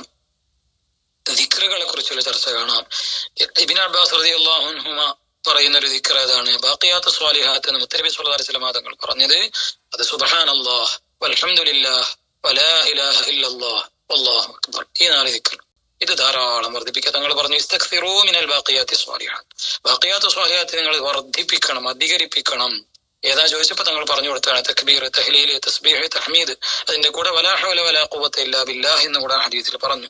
അപ്പൊ ഈ 5 വാചകങ്ങൾ പറഞ്ഞാൽ അതാണ് ബാഖിയാത്തു സ്വാലിഹാത്ത്. അത് നിങ്ങൾ ധാരാളം വർദ്ധിപ്പിക്കണം എന്ന് മുത്തനബി സ്വല്ലല്ലാഹു അലൈഹി വസല്ലം തങ്ങൾ പറഞ്ഞു. അപ്പൊ അതൊരു അഹ്സന അമലാണ്. അത് നമ്മൾ മനസ്സറിഞ്ഞ് ചെയ്യുകയാണെങ്കിൽ അത് നല്ല അമലാണ് എന്ന് ഹദീസ് വായിച്ചെടുക്കാൻ കഴിയും. അനസ് ബിൻ മാലിക് തങ്ങൾ റിപ്പോർട്ട് ചെയ്യുന്ന ഹദീസിൽ കാണാം, ഒരിക്കൽ ഒരു ഉണങ്ങിയ മരത്തിന്റെ അരികിലൂടെ, അത് ഇല പൊഴിയുന്ന ഒരു കാലാണ്, നല്ല ഉണങ്ങി ഇലകളൊക്കെ പെട്ടെന്ന് പൊഴിഞ്ഞു വീഴുന്ന ഒരു അങ്ങനത്തെ ഒരു കാലത്താണ്, ആ ഒരു സമയത്താണ്. അപ്പൊ തങ്ങളെ കയ്യിലുണ്ടായിരുന്ന ഒരു വടി കൊണ്ട് ആ മരത്തിലേക്കൊന്ന് അടിച്ചു. ഇപ്പൊ ഫതനാസറൽ വറക്കും, അതിന്റെ ഇലകളൊക്കെ പെട്ടെന്ന് കൊഴിഞ്ഞു വീണു. അതെല്ലാം ഉണങ്ങി വീഴാറായി നിൽക്കണം, ഒന്ന് ഇളകി അപ്പൊ കൊഴിഞ്ഞു വീഴും എന്ന രൂപത്തിലുള്ളത്. എന്നിട്ട് തങ്ങൾ ഇങ്ങനെ പറഞ്ഞു ഇന്നൽ ഹംദുലില്ലാഹ്, അൽഹംദുലില്ലാഹ് എന്ന ദിക്ർ, സുബ്ഹാനല്ലാഹി വലാ ഇലാഹ ഇല്ലല്ലാഹ് വല്ലാഹു അക്ബർ. ഈ 4 ദിക്റുകൾ നമ്മൾ ബാഖിയാത്തു സ്വാലിഹാത്ത് പറഞ്ഞ സെയിം ദിക്ർ. ലതുസാഖിതു മിൻ ദുനൂബിൽ അബ്ദി കമാ തസാഖത വറഖു ഹാദിഹി ഷജറ. ഈ മരത്തിന്റെ ഇലകൾ എത്ര പെട്ടെന്നാ കൊഴിഞ്ഞു വീണത് എന്നതുപോലെ മനുഷ്യന്റെ അടിമയുടെ ദോഷങ്ങളെ അത് വീഴ്ത്തിക്കളയും. ഈ ദിക്ർ ഇങ്ങനെ ചൊല്ലുമ്പോൾ നമ്മുടെ ശരീരത്തിൽ നിന്ന് ഇങ്ങനെ ഇലകൾ കൊഴിഞ്ഞു പോയതുപോലെ തെറ്റുകൾ അങ്ങനെ ശരീരത്തിൽ നിന്ന് ഇറങ്ങിപ്പോയിക്കൊണ്ടിരിക്കും. അതങ്ങനെ കൊഴിഞ്ഞു വീണു പോകും. നമ്മൾ നല്ല ശുദ്ധിയുള്ളവരായി മാറും. എല്ലാ തെറ്റുകളും അങ്ങനെ പൊറുക്കപ്പെട്ടു പോകും. അപ്പൊ ഈ ദിക്ർ ധാരാളം വർദ്ധിപ്പിക്കുക എന്നുള്ളത് നല്ലൊരു അഹ്സന അമലാണ്. നല്ല നിയ്യത്തിൽ നമ്മൾ ചെയ്യണം. നിയ്യത്തും കൂടെ നന്നായി കിട്ടണം. അബൂ ഹുറൈറ റളിയല്ലാഹു അൻഹു ചെടി നടുന്ന സമയത്ത് തങ്ങൾ ചോദിച്ചു അല അദുല്ലുക അലാ ഖിറാസ് ഹുവ ഖൈറു മിൻ ഹാദാ, ഇതിനേക്കാളും വേറെ നല്ലൊരു കൃഷി പറഞ്ഞു തരട്ടെ.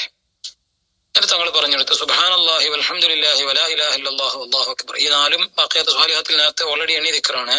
ഈ ദിക്ർ പറഞ്ഞ ഉടനെ പറഞ്ഞു യുഗ്റസു ലക ബികുല്ലി കലിമത്തിൻ മിൻഹാ ഷജറത്തുൻ ഫിൽ ജന്ന. ഇതിലെ ഓരോ കലിമത്തും പറയുമ്പോൾ നിനക്ക് വേണ്ടി സ്വർഗത്തിൽ ഓരോ മരം നടപ്പെടും.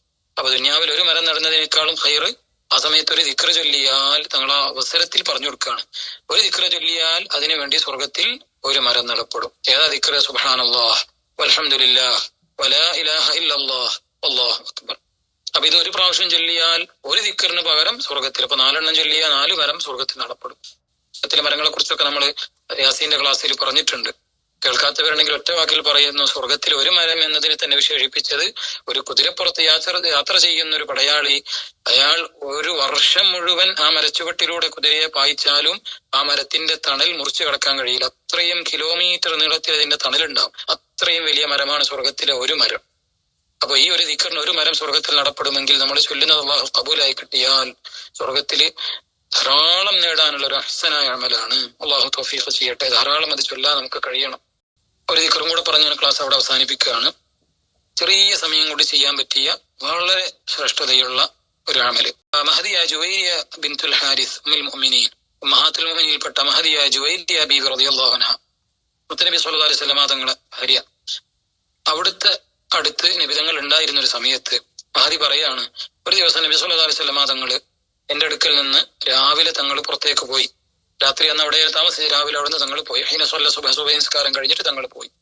വൈഫി മസ്ജിദ് പോകുന്ന സമയത്ത് ബീവി അവിടുത്തെ മസ്ജിദിൽ, അവിടുത്തെ നിസ്കാര സ്ഥലത്ത് തന്നെയാണുള്ളത്. പിന്നെ ഏകദേശം ഉച്ചയോടൊക്കെ അടുത്ത സമയത്ത് തങ്ങൾ തിരിച്ചു വരുന്നത്. തിരിച്ചു വരുമ്പോഴോ വഹിയ ജാലിസത്തുൻ, അപ്പോഴും മഹദി അവിടെ തന്നെ ഇരിക്കുകയാണ്. ആ നിസ്കാരപ്പായിൽ തന്നെ ഇരുന്ന് അങ്ങനെ ദിക്ർ ചൊല്ലുക.